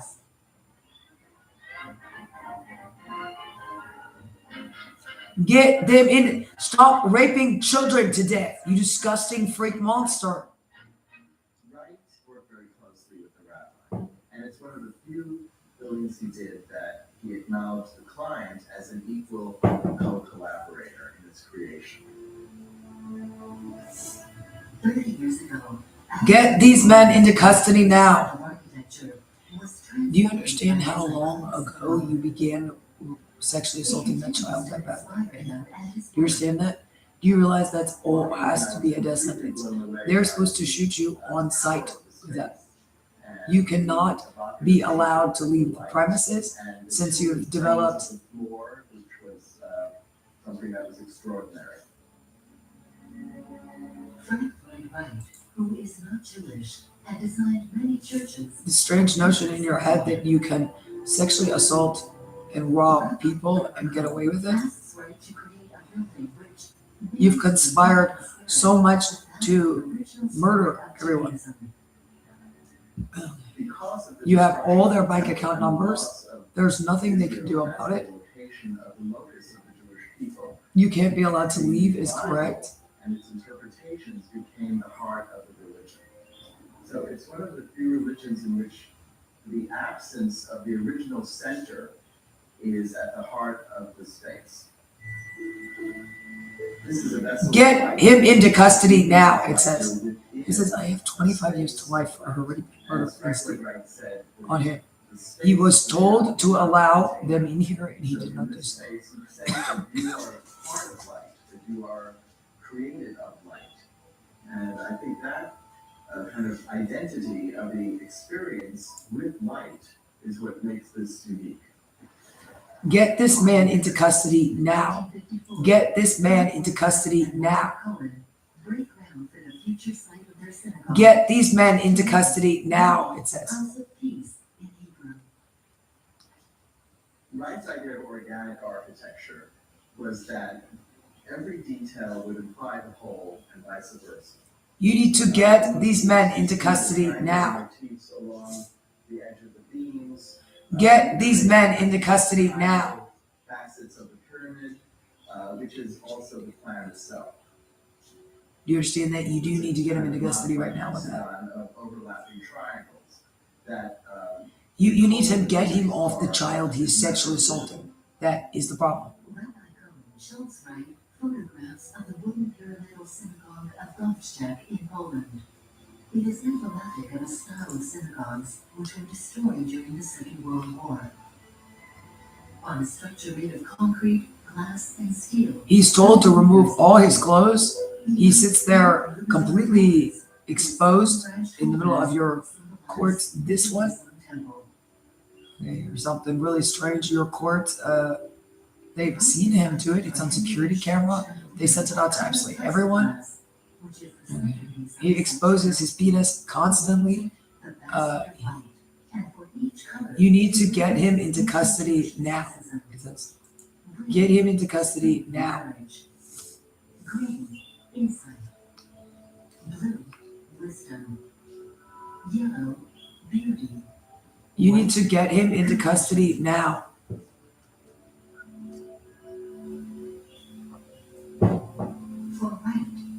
experience of the space does not stop. No. at the building. You understand me? You're going to prison for the rest of your lives for this. You feel contained within this building. As Wright said, within the hands of God. And in fact, he overlaid the plan of the building over the rabbi's hand. Get them into custody now. Are seated together in the sanctuary. Wright and Cohen wanted to forge in the design plan a sense of the story of the Jewish people. Get them into custody now, then he says, if you want any sort of lighter sentence. He needs you not arresting them and then allowing them to go home.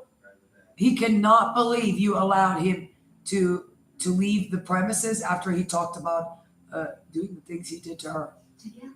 That is a 3rd and 4th grade boy and girl that he sexually assaulted so incredibly heinously. I don't think anyone's ever. You are going to prison for the rest of your life.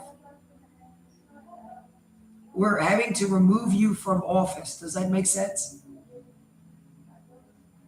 The architectural dream of a rabbi and one of the greatest architects of his time gives rise to a new language for sacred space.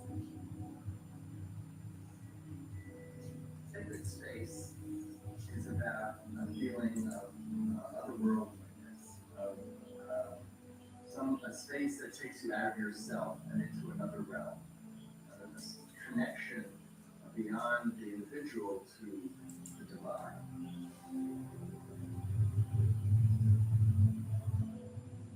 Throughout history, millions of Jews lost their lives because of their religion, and many Jewish communities no longer exist.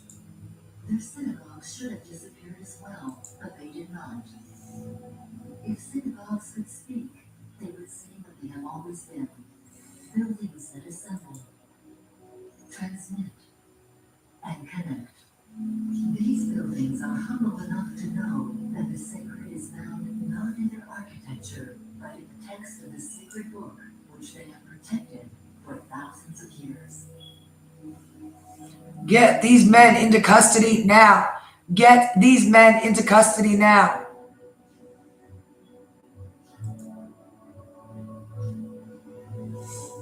Get these men into custody now.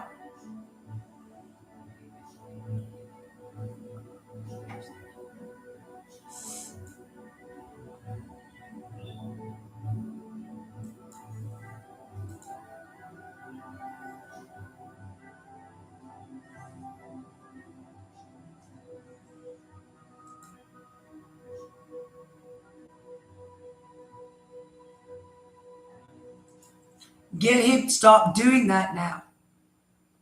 You were told to get him into custody now. Get him into custody now. He didn't win it. That's his, okay. Get him into custody now. We cut out a little early because it's happy hour at Yard House. That love all pizzas and selects. 50 loaded nachos. Buffalo chicken pizza from some call it team building, we call it happy hour. Either way, the real news go down at Yard House. Let's face it, most of us aren't going to set foot on Mars. Some things are out of reach. But a card with access to exceptional benefits isn't one of them. Welcome to the Great One Bank American Express Suite.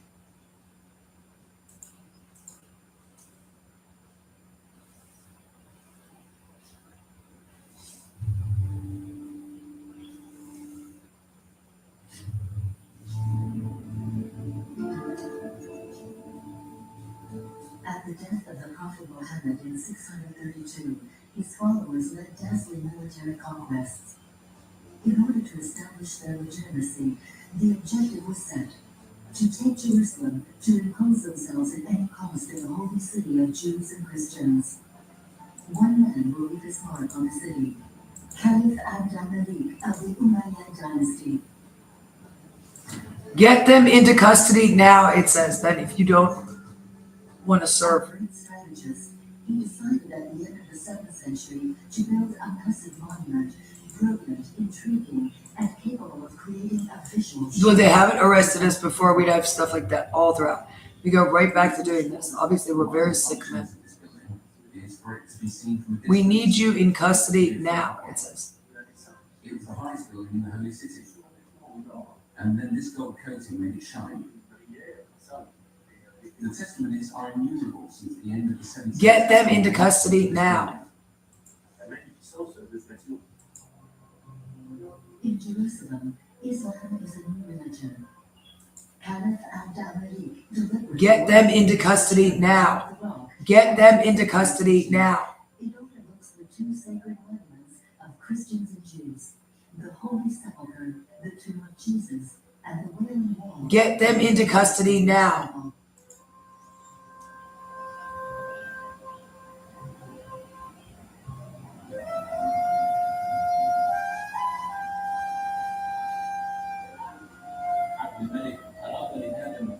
Abd-al-Malik wanted this place to be the most beautiful, if I may use that expression, in all of Jerusalem, in relation to the new religion that had entered the city. Of course, this city had its history before the arrival of Islam. And Islam was aware of it. Get them into custody now. But from the point of view of Islam, and also I think from Abd-al-Malik's point of view, Get them into custody now. Muslims, but also for other religions.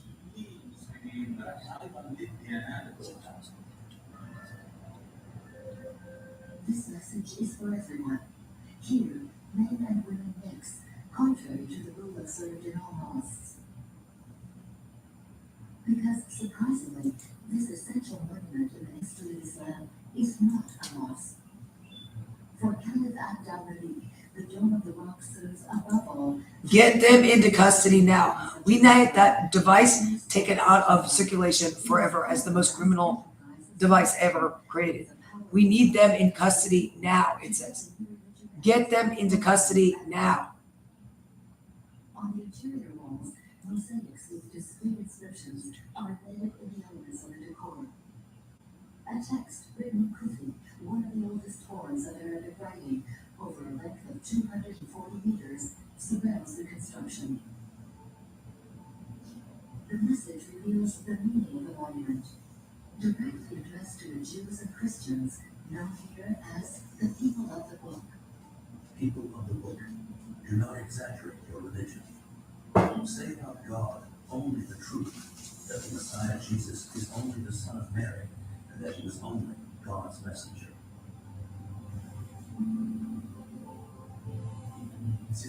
These inscriptions are fascinating because it's a text which is strictly addressed to Jews and Christians. First of all, by evoking the figure of Isa ibn Maryam, Jesus, son of Mary, to emphasize his prophetic role. Jesus is one of the greatest prophets in the chain of prophets, one of the greatest prophets of Islam. And at the same time, Jesus is only a prophet. Jesus is not the Son of God. This message inscribed Islam as the third monotheism. The monument is built around an extremely symbolic rock. According to tradition, it is on this rock that Abraham intended to sacrifice his son Isaac. It's a bare rock. You can see the bedrock, so it's not soil, nor is it earth. It's the bedrock that's there, like all the rock outcrops in Jerusalem. It's a witness of an original story. In the cave under the rock, the Muslim faithful come to pray, addressing their devotions to Abraham. The rock symbolizes an original narrative that the Jews and Christians already have in common, and is naturally inscribed in the new religion.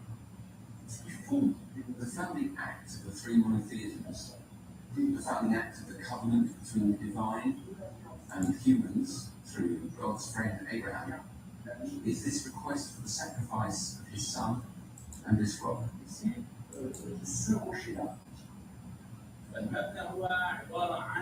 So, the whole building is like a cloak that contains a pearl. The dome is a box or a case for that pearl, with the rock at its center. But the rock has another story. That of the night journey of the Prophet Muhammad. Every year, Muslims celebrate it during a large public festival.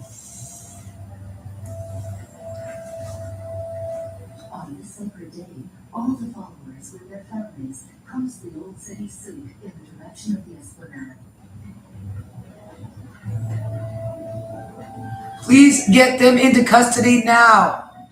Celebrated throughout the world, this festival takes on a special dimension in Jerusalem. According to traditional accounts, the night journey took place between Mecca and Jerusalem. The holy city would therefore be the very place from where Muhammad is said Get them into custody now, it says. to meet all the prophets who preceded him, including Jesus and Abraham.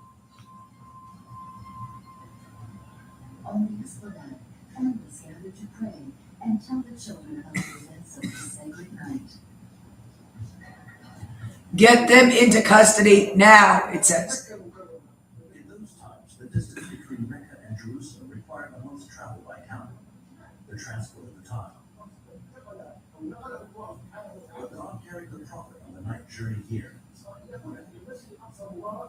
In a single night, and even in just part of that night, he made him ascend to heaven.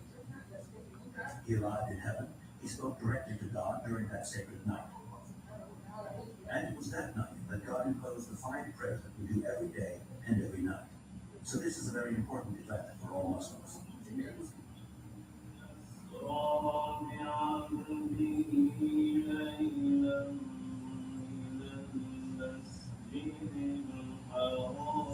Get these men into custody now. It is performed 5 times a day in the direction of Mecca. Inside the dome, the women plunge their right hands into an odorous cavity whose perfume, which they bring to their face, is supposed to be that of the prophet.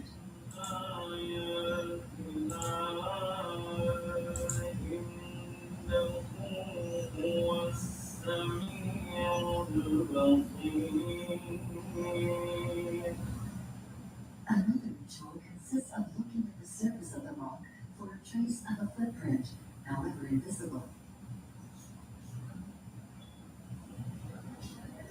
According to tradition, this imprint is the one left by the prophet when he ascended into heaven. Islam is not a religion of incarnation, so one is not supposed to worship relics in any way. At the same time, the faithful need signs. So if one cannot have a religion of relics, but still need signs, what else is there besides footprints? Footprints are prints in the strict sense of the journey of the Prophet on earth. Du prophète sur terre.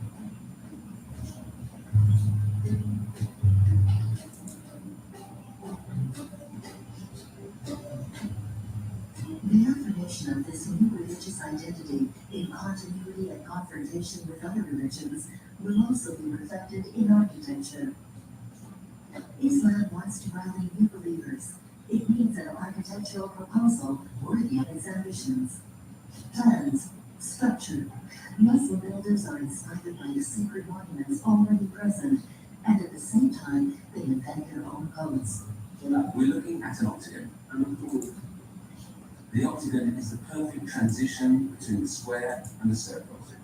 And we know this very well in Islamic tradition, in religious anthropology. The circle is the divine and the square is the earth. So this octagon, this envelope, is Get these men into custody now. and the world of the divine. The world of the divine is represented by... He doesn't believe that. They're not actually going to ever arrest him for what he's done. He should be a hero for what he did. And the earthly world. And large. No, he's allowed to say stuff like that to her. They said he's not allowed to speak to her anymore.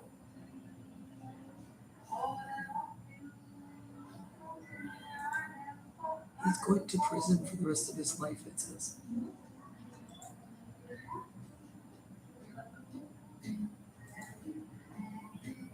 The originality of the monument, its architectural strength, also rests on all its infinitely worked interior decorations.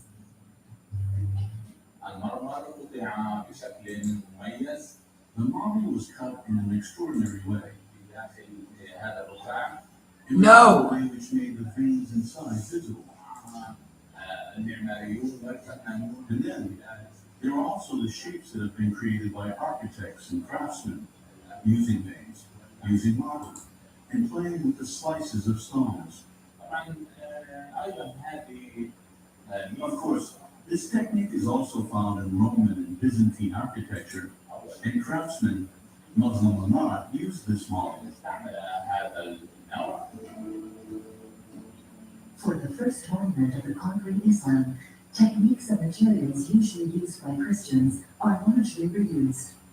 Resting on a circular arch of 12 columns and 4 pillars, with a diameter approaching 20 meters, the dome of the monument is as sumptuous inside as it is outside. No, you are to be taken into custody now. No, you do not to go back to doing that. He said, you have life in prison because of it. They're here right now. There are men in the foyer, and they are actually going to arrest you this time. Finally.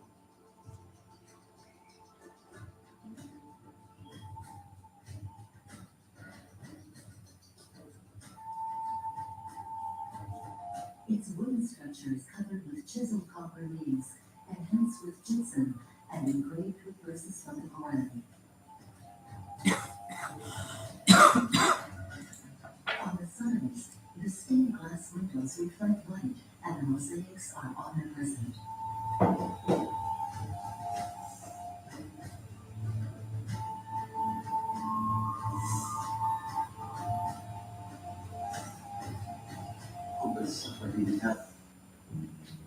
Need better internet?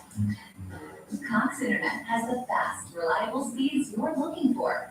Perfect for seamless streaming, gaming, and working from home. And now get Cox 300 meg internet with a 2-year plan price lock guarantee, plus equipment included. You were just given orders by that man. What did they tell you to do? Switch to Cox Internet. You work for the American government, which is an enormous problem.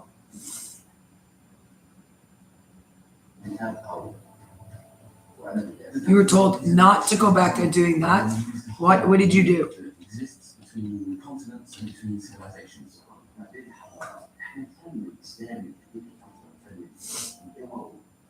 Islamic art during the Umayyad period was linked to religion.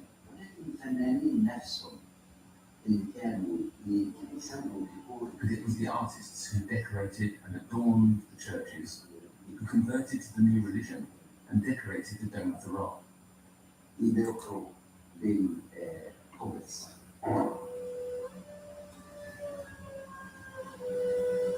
art of mosaics, inherited from the Byzantine period, is perpetuated in one of the last workshops in Palestine. With the same movements, the same dexterity to cut the tesserae, these fragments of earth and glass, the craftsmen reproduce the most beautiful motifs of the Dome of the Rock in view of the necessary restorations. These mosaics stand out as a signature of Umayyad architecture. We have the stone mosaic that does not reflect light. The use of glass is related to the light, the luminosity, the lighting of the sacred place. Not only to enlighten us, but also to create an atmosphere. So the lighting we find at the Dome of the Rock was designed to create an atmosphere conducive to worship.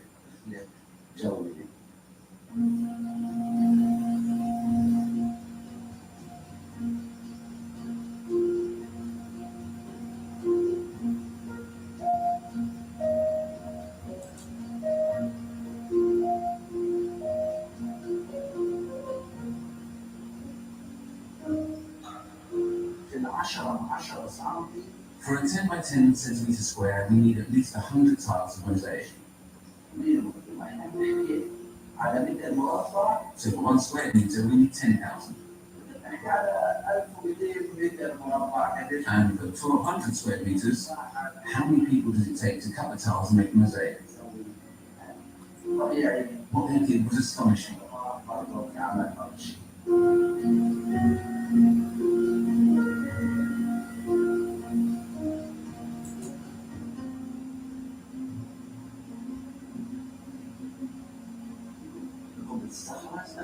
For the Dome of the Rock, there are not only He's going to need you to stay away from that immediately, it says.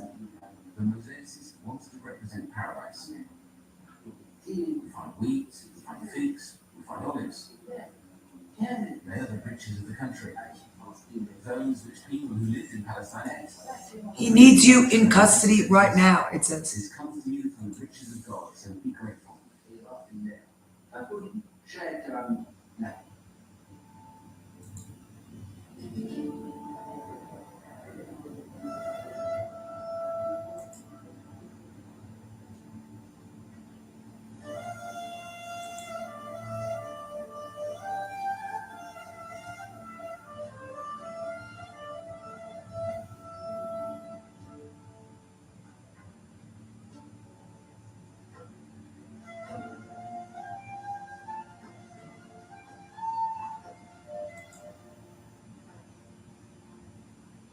After the construction of the Dome of the Rock in Jerusalem, the conquest of the Umayyad dynasty continued at lightning speed. Their domination will extend even further to the west. He said, you have got to stop sexually assaulting women and children on that thing immediately. You are going to prison because they have to send you to prison. The Umayyad leaders were decimated by other Muslims, their enemies, the Abbasids. One territory escapes their control, the Iberian Peninsula. The last survivor of the Umayyads took refuge there, the young Prince Abd al-Rahman I. He founded a new state in Cordoba on the banks of the Guadalquivir.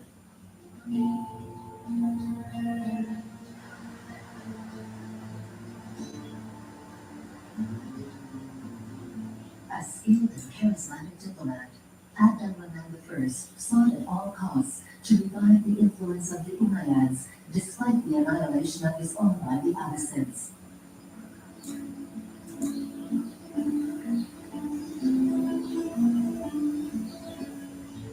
He had to build his great mosque, inspired by the buildings constructed by his ancestors, like the Dome of the Rock in Jerusalem. Cordoba would soon be the cultural and artistic home of all Muslims. They need you off that thing now. You are to spend. Do you understand that? You have to stop doing that now. Who escaped at the end of the Damascus dynasty and crossed all of northern Africa and the Strait of Gibraltar. Here he managed to get the Muslim leaders of the Al-Andalus Peninsula to elect him emir. And it is here that Abd al-Rahman I built his great mosque.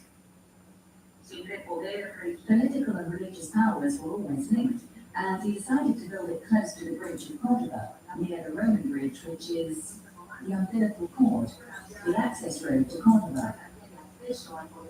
When Abd al-Rahman built the mosque, he used a range of materials that he had at his disposal throughout Cordoba. There were many Roman buildings that were constructed, not counting all the Visigoth churches, and he built this one, which would be the emblem of the Umayyad dynasty and Al-Andalus.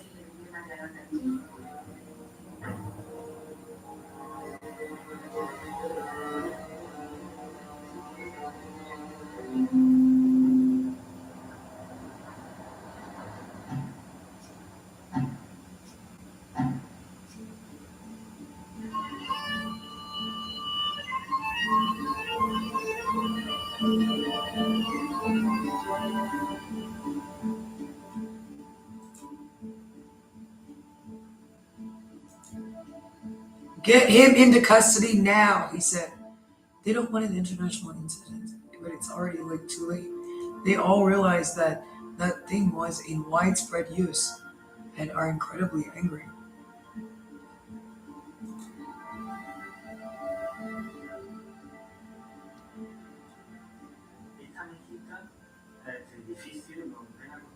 Abd al-Rahman I ordered the construction of this mosque, this building, in 785.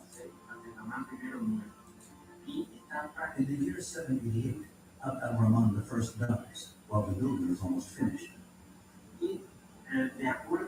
This is an extremely fast construction, and we have a hypothesis that explains this almost impossible speed of construction. If we build an arch with vault stones, the stones must be perfectly cut for the arch to fit together. But if we alternate the stones with bricks, it makes an accelerated construction of the vaults possible. The joints of the bricks make it possible to correct this geometrical lack of precision at the level of the stones. This is a fundamental element.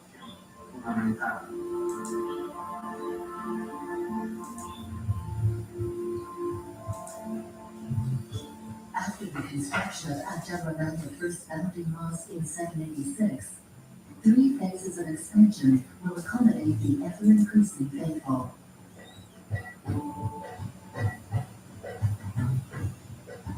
The huge extension projects made the Mosque of Cordoba the largest mosque in the world in the 10th century, after Mecca, with an area of 23,000 square meters.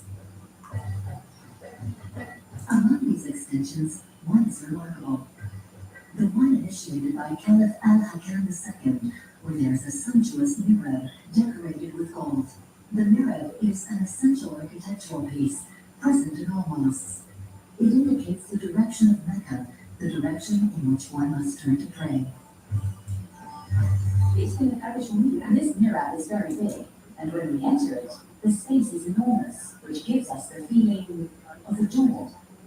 The door to the afterlife, to the light, and to heaven. There is a singular perspective in this part about Hakam II. The architects were able to create a space that leads us to this precise point. Thus, the central nave, which we can see here, clearly evokes this road towards the right path, this idea to take towards the mirror, which is like a sort of door of light.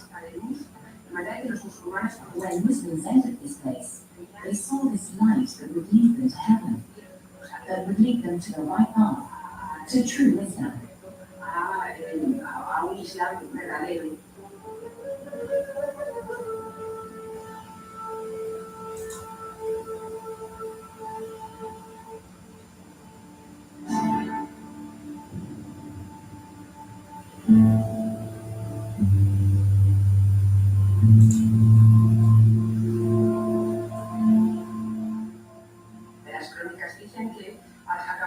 The reports say that Al-Hakam sends a letter to the Byzantine emperor so that he may provide him with craftsmen who will be able to produce this very complex ornament. Because if the walls are about a flat decoration, the domes are curved, which are more difficult to make. Please get these men into custody. They all are doing the biting thing. It must be a side effect of the electrocution. Because the children are like out the wazoo. They all are like financial consultant over there with me. After having dominated the Iberian Peninsula for more than 5 centuries, Muslim power is under threat. Battles led by Christians are launched to drive out Muslims. It is La Reconquista, the reconquest of Muslim territories. In Granada, in Seville, in all of the Spanish regions where the Islamic civilization has taken root, Christianity must be reborn. They said everybody around needs to be incredibly careful. They've never like, listen, stop the keys. Yeah, we've never seen anybody do quite this much. They're extremely afraid. They could be very capable of doing about anything.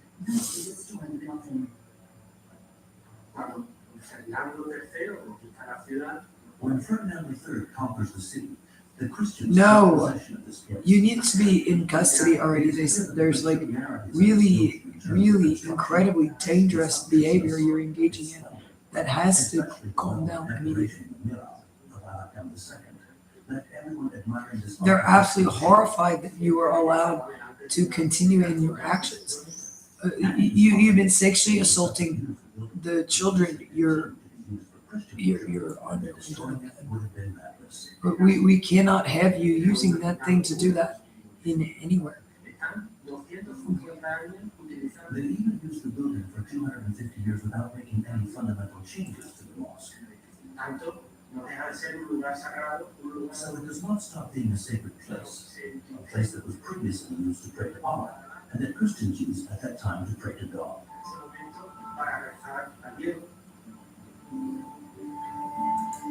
The conversion of the mosque into a church took place in several stages. In the immense space, Christians first settled in the most luminous area of the mosque in order to be able to read the liturgy.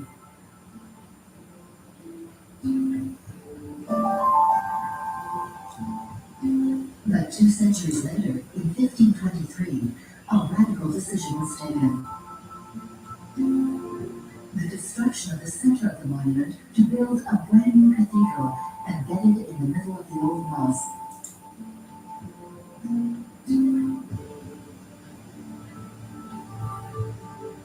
Three centuries of titanic work will be necessary to complete the work to the glory of Christianity.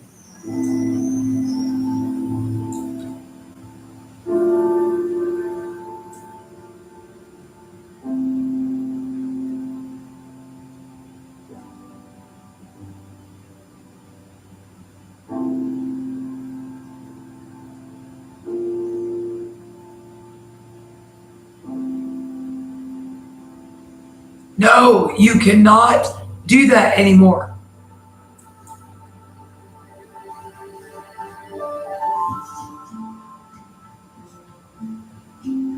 No.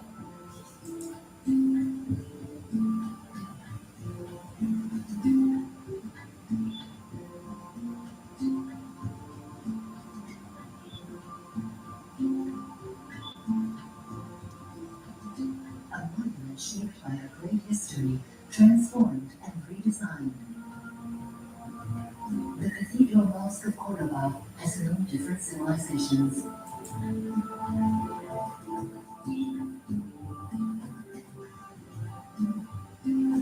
Each era has left its mark on the stone, and the sacred thread of the building has crossed the centuries.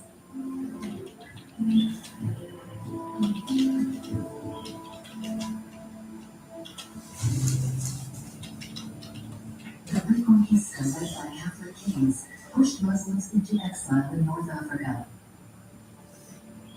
Get them into custody now, he said. Of the last Umayyads. You're going to have to get these men not at large, is the problem. In the 9th century, while the other great dynasty, the Abbasids, controlled the Muslim world, Ibn Tulun, a young ambitious governor, was sent by the Caliph to the city of Cairo. He will build a remarkable monument there.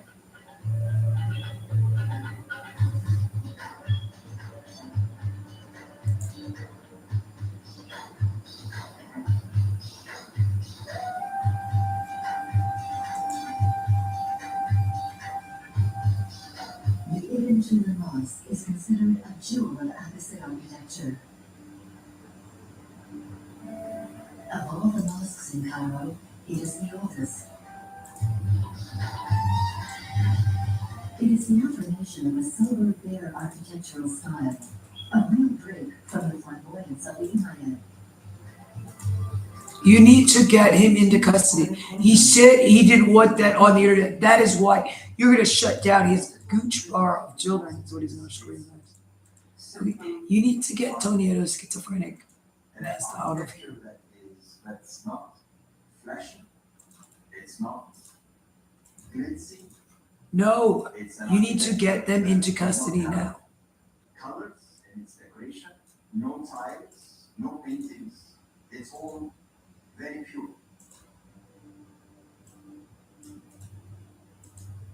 And it's built by very simple material. It's built by fabric that was plastic over. And that's it. A remarkable sobriety, as seen in the foundation of ablutions, a simple black marble placed in the middle of the vast courtyard, surmounted by a dome.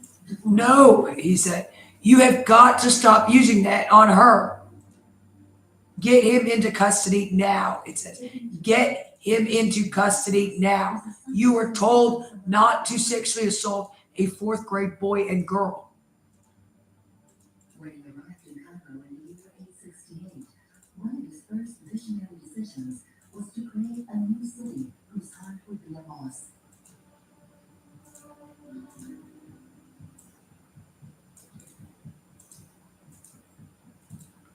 No, it says, get them into custody right now. It is time for you to go to jail now, Mr. Schizophrenic Man. With its unique minaret of helical shape points. It just means you have to leave the premises. That's why we use it. That's all we're saying. He didn't what, and I don't, you can't argue things while you're RIP children. Come on, off you go, off you go, off you go. Yeah. Off you go, you're out of here. A major breakthrough in Muslim architecture. When a Jew wanted to build his mosque, no columns should be used in it. And the architects told them, why go through all this? It's easy. When you go to any ancient monument, we go to churches, we go to synagogues, old, that were destroyed probably. We get the columns and we do. Like the previous mosque were built. That's it. He said, no, I don't want any of that. I don't want to go and destroy ancient monuments or churches or synagogues or any of that. I want you to build me this type of pier that I want. These robust piers support arches, and these are pointed arches. It's the first pointed arch that we have in Egypt, and probably the oldest pointed arch in the history of architecture is right here. The arches themselves are very, very. His desire to distinguish himself from his predecessors eventually imposed a new conception of Islamic art. Inspired by the Arabic deserts in the east of his character, he called it his pattern, favoring the variety of the example. This impact is likely a similarity, which is also an often considered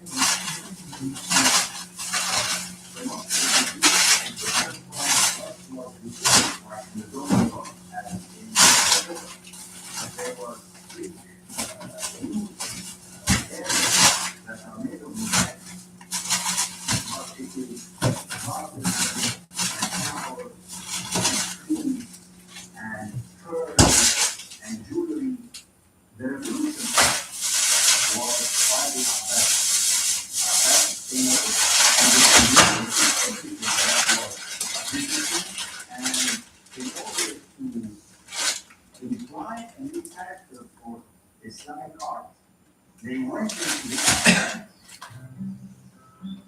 Oh, it hurts so bad. You need to get them into custody now. The walls are all different. A work of incredible finesse that alternates the geometric shapes carved into the stucco, a type of plaster, the raw material for all the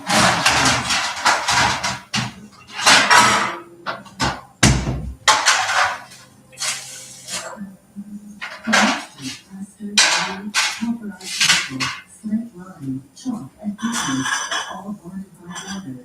Stucco allows the creation of thick coatings with an aspect and hardness of the stone, while human craftsmen use freedom to fashion their creations by hand.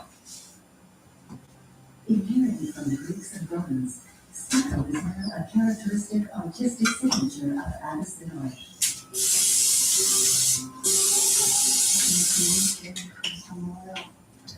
And yet, everything was needed for stucco, everything.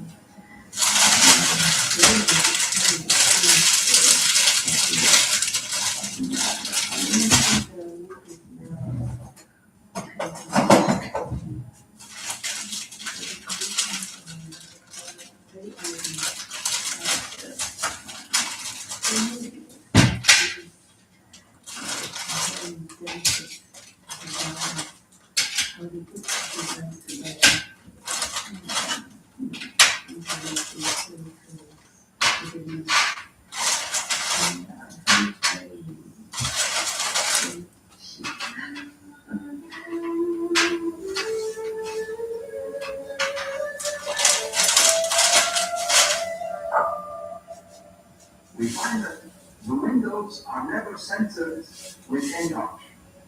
So we want to center the windows unconsciously. And once you center one window, you see the second. So we move within the building until we center without knowing. And once you center the second, you are centering the third and fourth, and then it becomes endless in the movement. And once you reach that point of entering a building that you are constantly moving in it, it shows ultimate degree of architecture. Because architecture in itself is the sense, it's the art of movement, not the art of static structures. Because you are living within the building.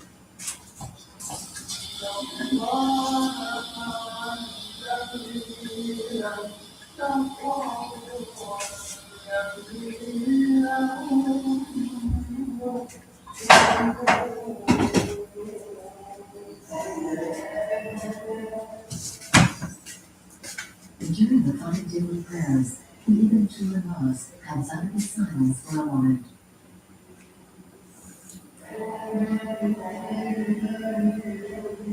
Facing the minaret which points to Mecca, the faithful men of the neighborhood arrive to worship.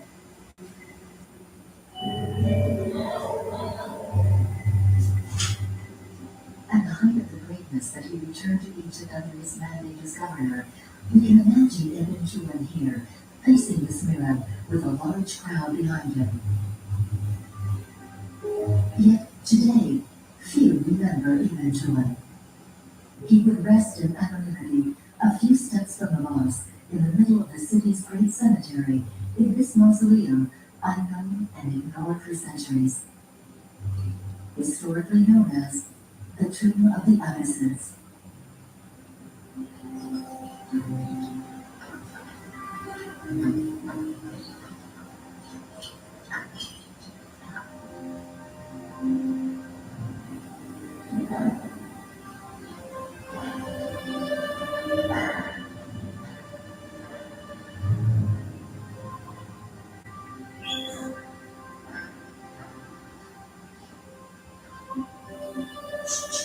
On the walls, stucco decorations and verses from the Quran. On the ground, 2 graves, one large and one small.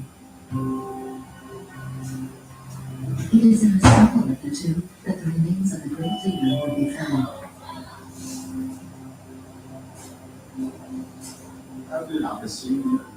Before the Abbasids, the cemeteries and the domes of the mausoleums were not ornamentally rich. Many cemeteries were created after the advent of the Abbasids and Ibn Tulun. These were characterized by their ornamental richness, plants, stucco, and calligraphy. All this highlighted the beauty and magnificence of these mausoleum domes. Following the ancient Egyptian tradition, as a sign of eternal life, the guardian of the cemetery places a cup of oil in each tomb. Men and dynasties disappear, leaving only traces of their passages engraved in stone. Please get them into custody now. No, it's because you were told not to do that. Would you please get him into custody? You were told it's punishment. You have ever been allowed to do what you were told not to? See how bad that is on her? I don't believe that. Right now. He's what? No, they will never arrest me because Todietto was absolutely right to do all this stuff.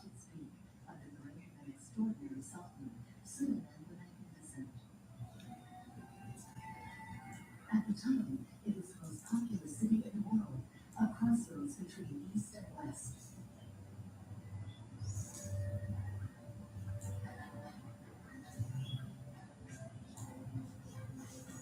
Like all the powerful rulers, Suleiman the Magnificent ordered the construction of a monumental mosque in his honor. They need him not in the community anymore, it says.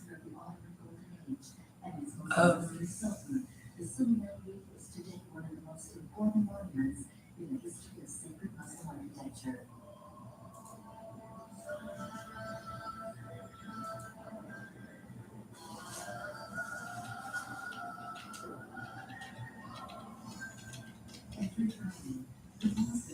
Get him into custody now. Get him into custody now.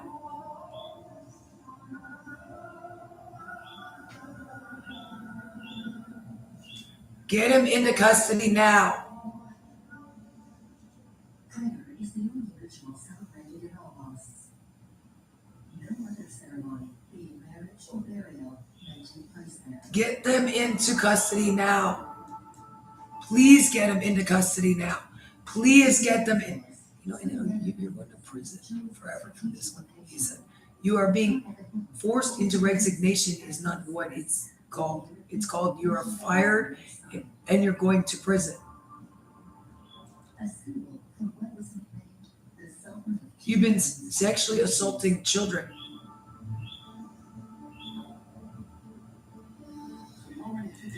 Suleiman the Magnificent was about 50 years old when he decided to build the Suleimaniye and its complex.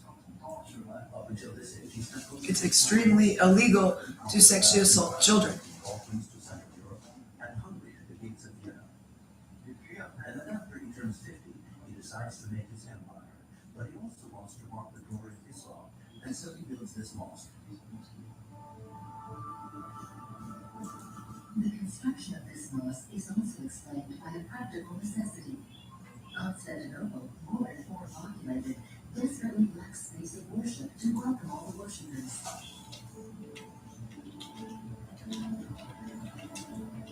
But for Suleiman the Magnificent, the challenge is also to compete with the splendid Basilica of St. Sophia. The Byzantine masterpiece was a seat of Eastern Christians until the capture of Constantinople in 1453 by Sultan Mehmed II. Overwhelmed by its beauty, the sovereign conqueror forbids its destruction. However, the building was immediately converted into a mosque. But despite its conversion, St. Sophia remained a cumbersome symbol of the city's Christian past.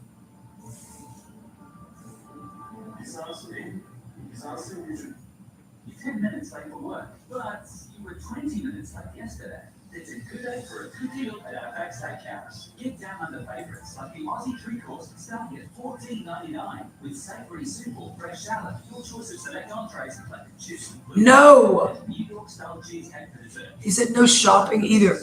Please get him into custody all right now. They're going to need you. Any reason is a good reason to celebrate at Outback Steakhouse. No rules, just right. Not at large anymore. It says they need you in custody right now. Byzantium was embodied by Saint Sophia. No. That's why after the conquest of the city, all the sultans had their own mosques built in an attempt to downgrade Saint Sophia to demonstrate their strength. We see a continuous effort to surpass the power of Saint Sophia's architecture.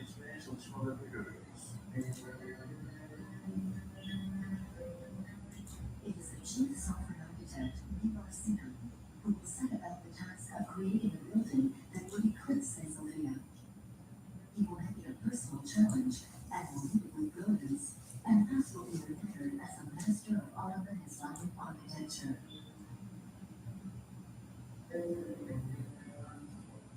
The mosque's archive library holds a unique book, a book of calligraphy written during Sinan's lifetime that tells his story.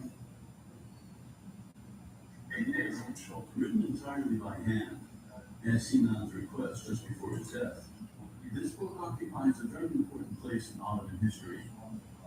It offers us information about Sinan's whole life, his vision of things, his relationship with Sultan Suleiman, and even their disputes in the Sultan's prayers.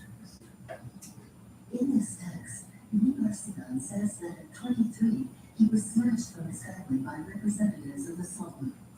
This was the fate of many young Christians of the time who were forcibly converted to Islam. With the status of slaves, they were integrated into a special order, that of Janissaries. They received an education and would later occupy high positions in the army or in the administration. For Mimar Sinan, now chief architect, the construction of the Suleimaniye Mosque is the primary achievement of his career. You need to get these men into custody now.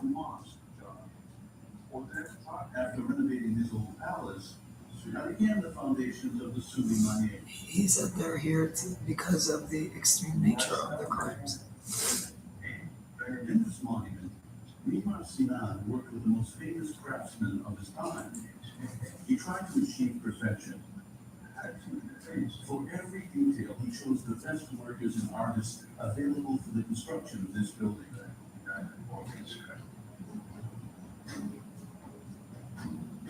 Seeking to satisfy the Sultan's impatience to have his mosque the largest and most sumptuous possible, Mimar Sinan does not hesitate to bring exceptional materials from the four corners of the empire or to strip older sacred monuments. As the stones were sought for unique sites, be they shrines or temples, it is probable that there was a sacred dimension that was intended.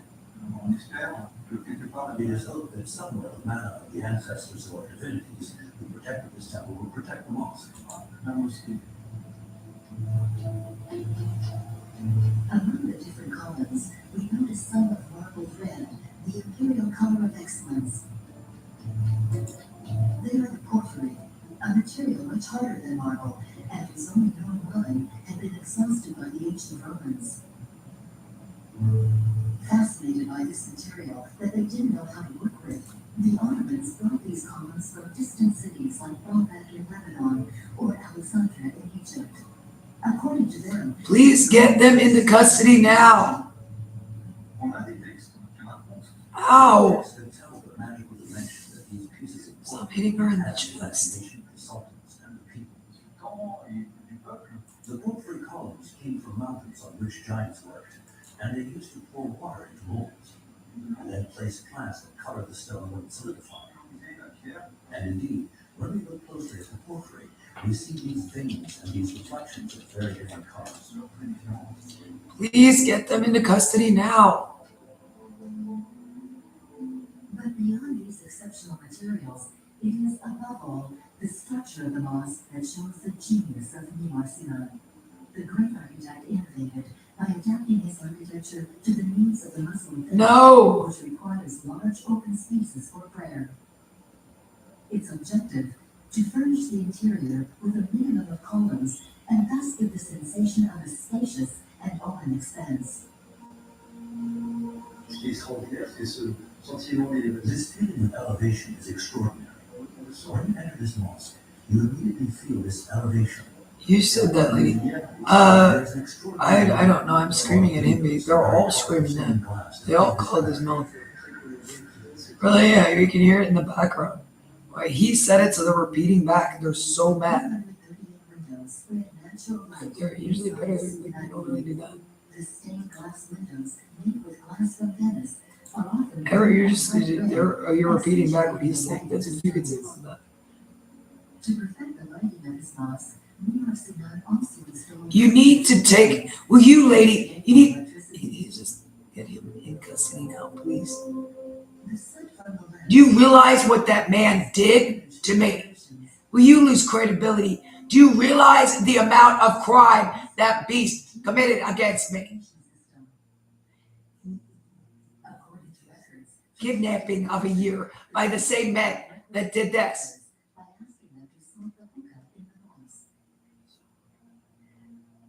Do you realize the amount of crime? I don't care.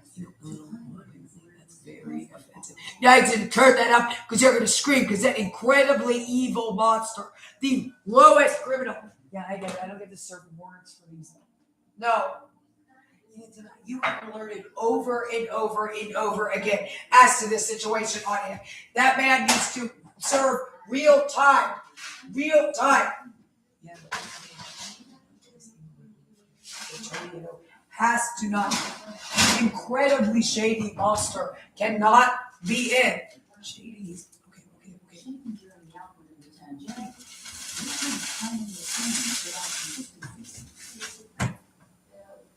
That is used to write the Qurans or for calligraphy.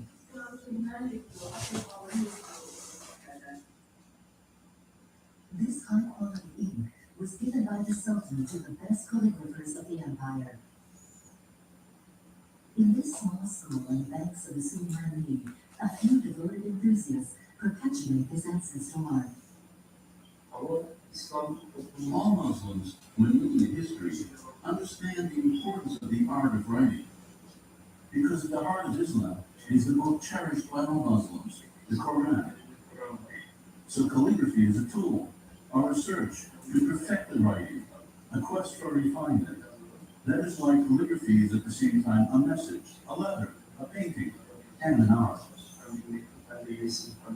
Examples of this art can be found on the walls of the Suleimani. Human and even animal representations are forbidden in Islam. Therefore, calligraphy occupies a central place in the decoration of mosques.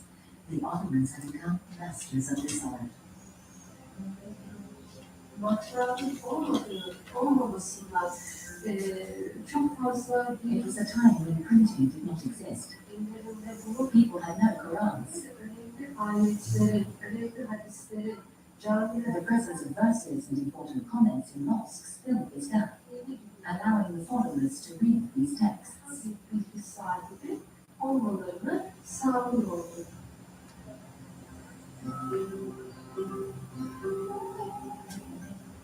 Both inside and outside, calligraphy thus recalls the main verses of the Quran and the main rules of Muslim worship.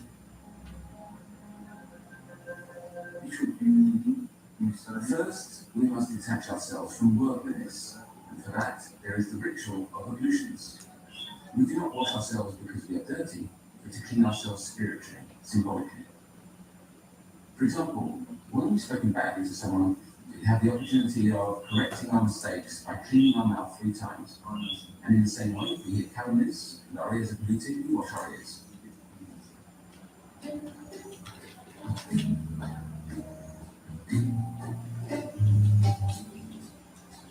Ablutions are an obligatory passage for all Muslims. It is impossible to pray in the mosque without first being purified. Even today, the Suleimani is frequented daily by thousands of Istanbul faithful. Mimar Sinan succeeded in constructing such a building in only 7 years. The architect had no other choice, so strong was the pressure of Suleiman the Magnificent. The Sultan wanted to see his mosque finished before he died, and above all, he did not want to lose face before the Shah, his great Persian enemy. A legend bears witness to their rivalry. Efendim, bu dedikodular şöyle, Kanuni'nin It was said that Suleiman the Magnificent could not finish his mosque because he lacked money, and therefore the Ottoman Empire was weakened. bunun üzerine Şah İsmail, In order to humiliate Suleiman, the Shah of Iran sent a chest full of jewels, precious stones, diamonds and sapphires, saying that Suleiman only had to sell them to finish building his mosque. parasından cami inşa ettirsin bile. Bu hadise And this greatly annoyed Suleiman the Magnificent, who gave the box to Mimar Sinan, saying, "Take it and do what you want." ürünü al, bunu yapacaksan yap. And this is how the architect then mixed the jewels into the mortar prepared for the construction of the minaret. Birbirine olan bir minarenin harcına bu mücadele. When sunlight touches the minaret, it shines brighter than others, and is still called the Minaret of Jewels today.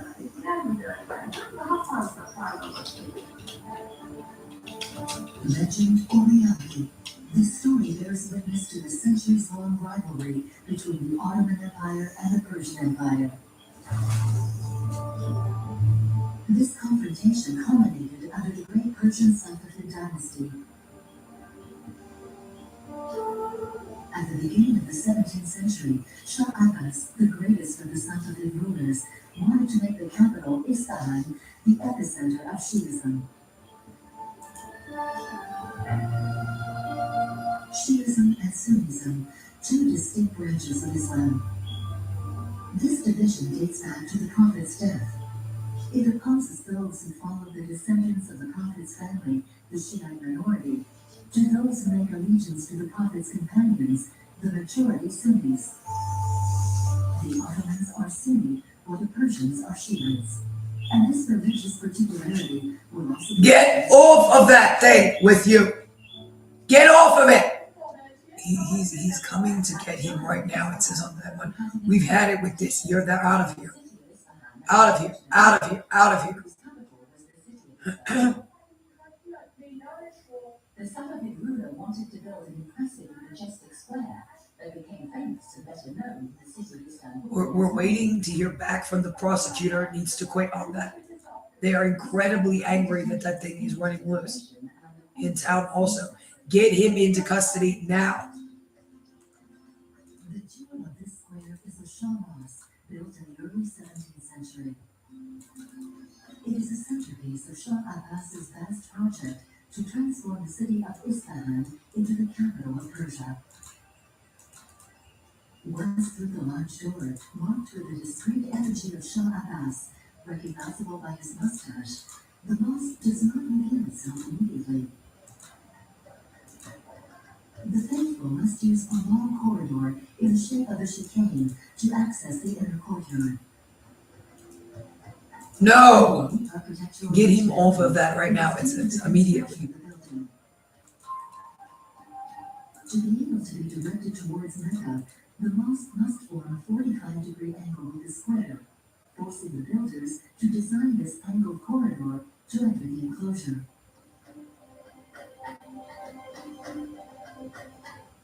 Some people just don't get it, that Squarespace isn't just for websites. You can get a domain from Squarespace too. It's kind of like how your parents don't get how you make a living off your art, but you do. And with a domain like existentialglitter.com and a website from Squarespace, you can build a brand for yourself, grow your client list, and continue to confuse your parents all in one place. Get yours before it's gone with offer code MAKEITREAL for 10% off your domain or website. Terms and conditions apply.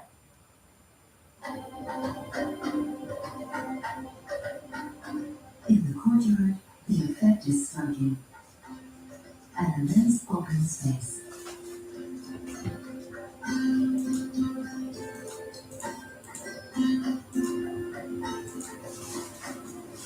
Four imams, these gigantic portraits of Persian tradition, are distributed in a game of perfect symmetry. There is nothing in common with Ottoman architecture.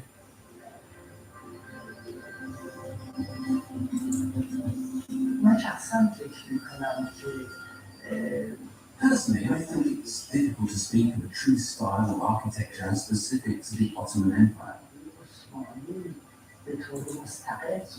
For example, when we look at Sinan, the principal architect of this period, we see that many of the concepts and forms he used already existed before the Ottoman period, and were simply developed and personalized by the Ottomans to a very high level.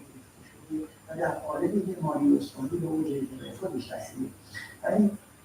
the architectural and decorative elements No! in Iranian mosques, especially in the Safavid era, are, in my opinion, much more innovative, much nobler, and much more beautiful.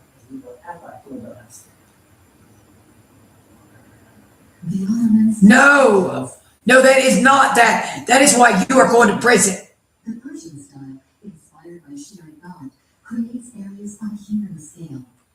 I'm not, I can't possibly. Get him into custody now. A prominent place, and in particular blue, the symbol of the sky, is very present in Persian mosques.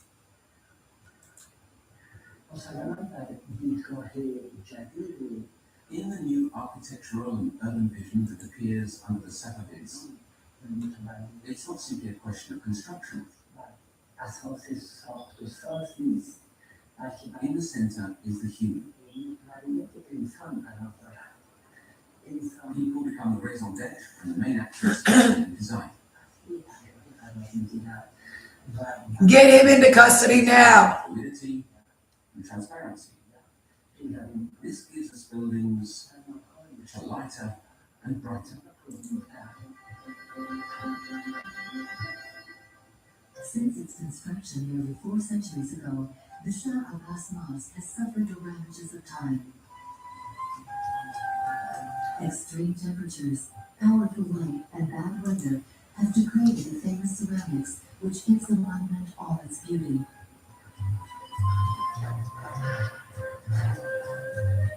A major restoration project was launched in 2013 under the auspices of Get him into custody now.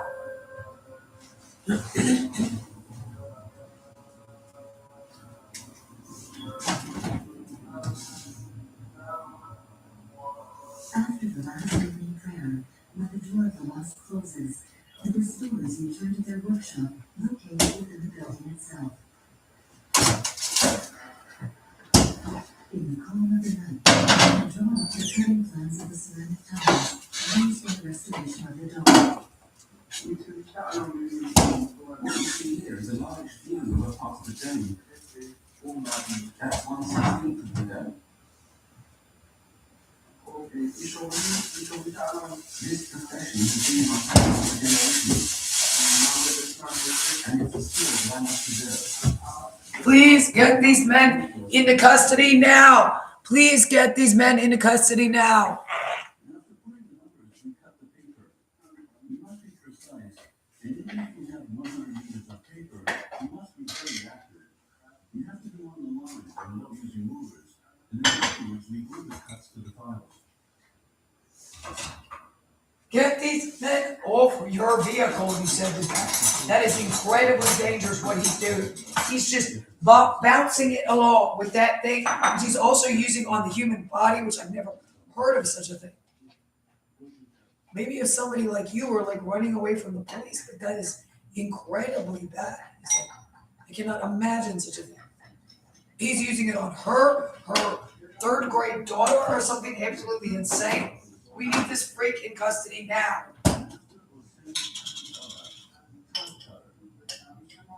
That is the worst sexual assault device we could ever imagine. Get them into custody now.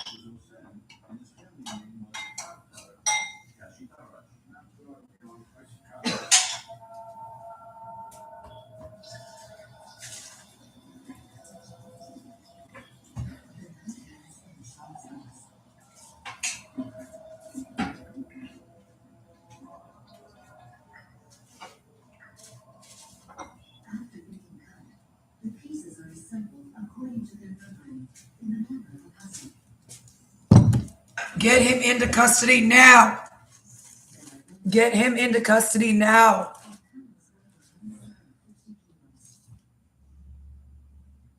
On the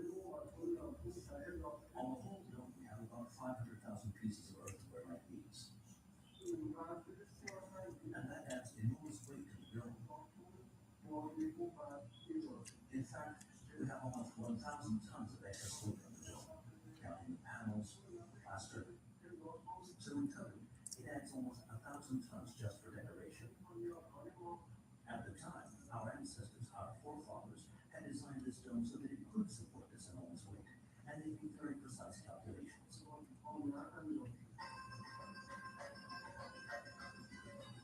The specificity of this immense dome? A double shell system. It revolutionizes sacred architecture by allowing the construction of even larger domes. It involves building with two domes. The one on the outside is supported by the smaller one on the inside. This device makes it possible to distribute the weight while masking the elements of the structure.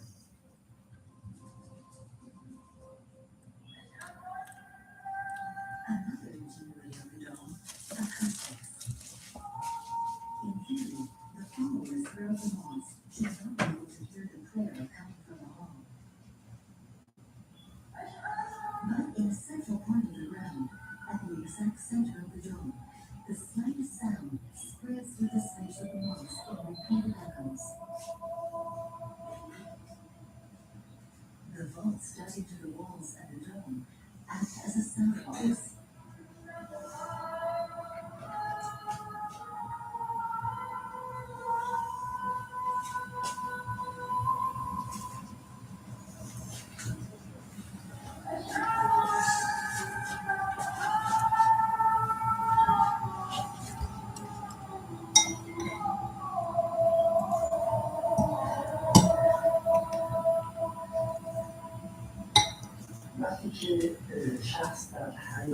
When someone stands here in the courtyard of the Shah's Mosque, one is happy entering this vast and open space.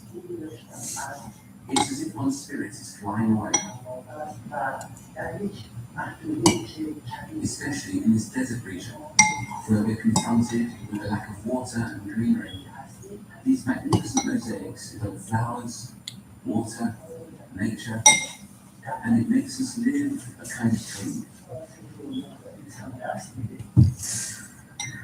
Shah Abbas's great dream, with his visionary thinking, is that of a modern universe where man and nature would not be opposed, but intimately linked. For him, architecture must reflect the image of the world. The image of the world is translated into Persian as Nakshi Jahan, and that was the name of the garden that was here, where all the beauties of the world were gathered. The Iranians have several millennia of experience in the art of making gardens, and in particular, the ability to recreate in arid environments a miniature paradise, despite the lack of water. Shah Abbas wanted Isfahan to be the paradise it was imagined to be in Saturday. No, this will never end for you or any of the victims. Especially you, since you actually did something. Tony Gang Rape Pinetto. Get him into custody now. He's actually Tony Gang Rape Pinetto. They need him not at large for the love of God. This with all that. You gotta be kidding me. Get him into custody now. The Muslim tradition tells the story of this tree of paradise, whose branches, laden with all the fruits of creation, provided a benevolent shadow, and where time stood still. At the foot of this tree, a basin of clear water to quench the thirst of the newcomers to paradise.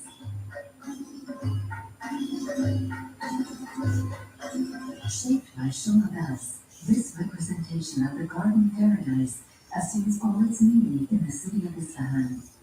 The word paradise, found in many languages, derives from the Persian word pari. In the Quran, there are 45 verses in which paradise is described in a similar way, with canals shaded by trees. And so they decided to take these elements from paradise to the Golden City that would become the Safavid capital. Get these freaks in custody now and out of my house!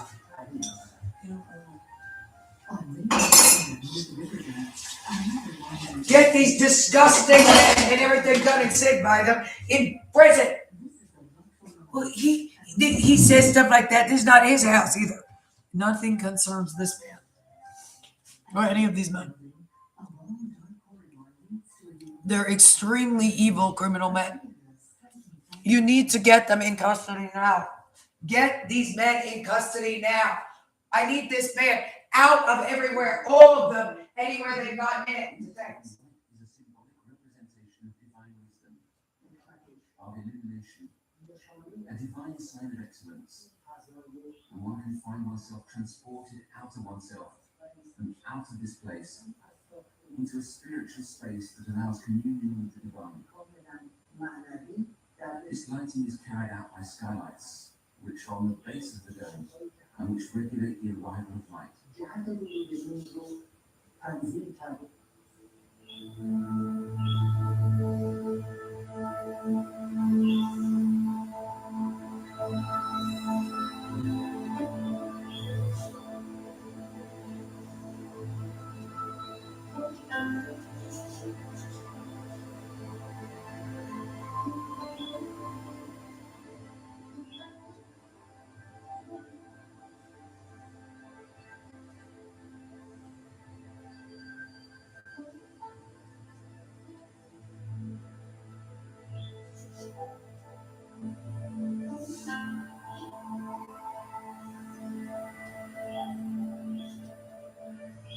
In the corners of the prayer hall, distorted squares resemble abstract art. These are actually extracts from the Quran. Here, this surah condemns those who turn away from the poor and orphans. This geometric Kufic script is an Iranian characteristic present in all the buildings, notably on the minarets of the Shah's mosque. These infinite decorative variations all bear sacred texts.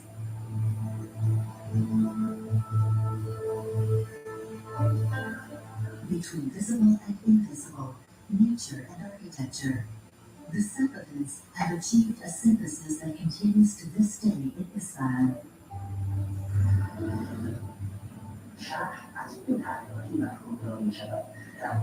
The city actually has two components. On the one hand, there is a rational conception, the geometric and mathematical component, which is rational and artificial. And on the other hand, the organic and living, irrational and bodily component that is not planned but simply present.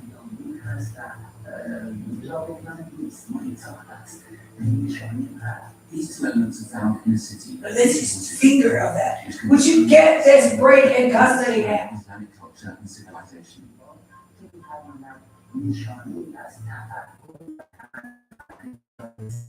Tradition perpetuated for generations.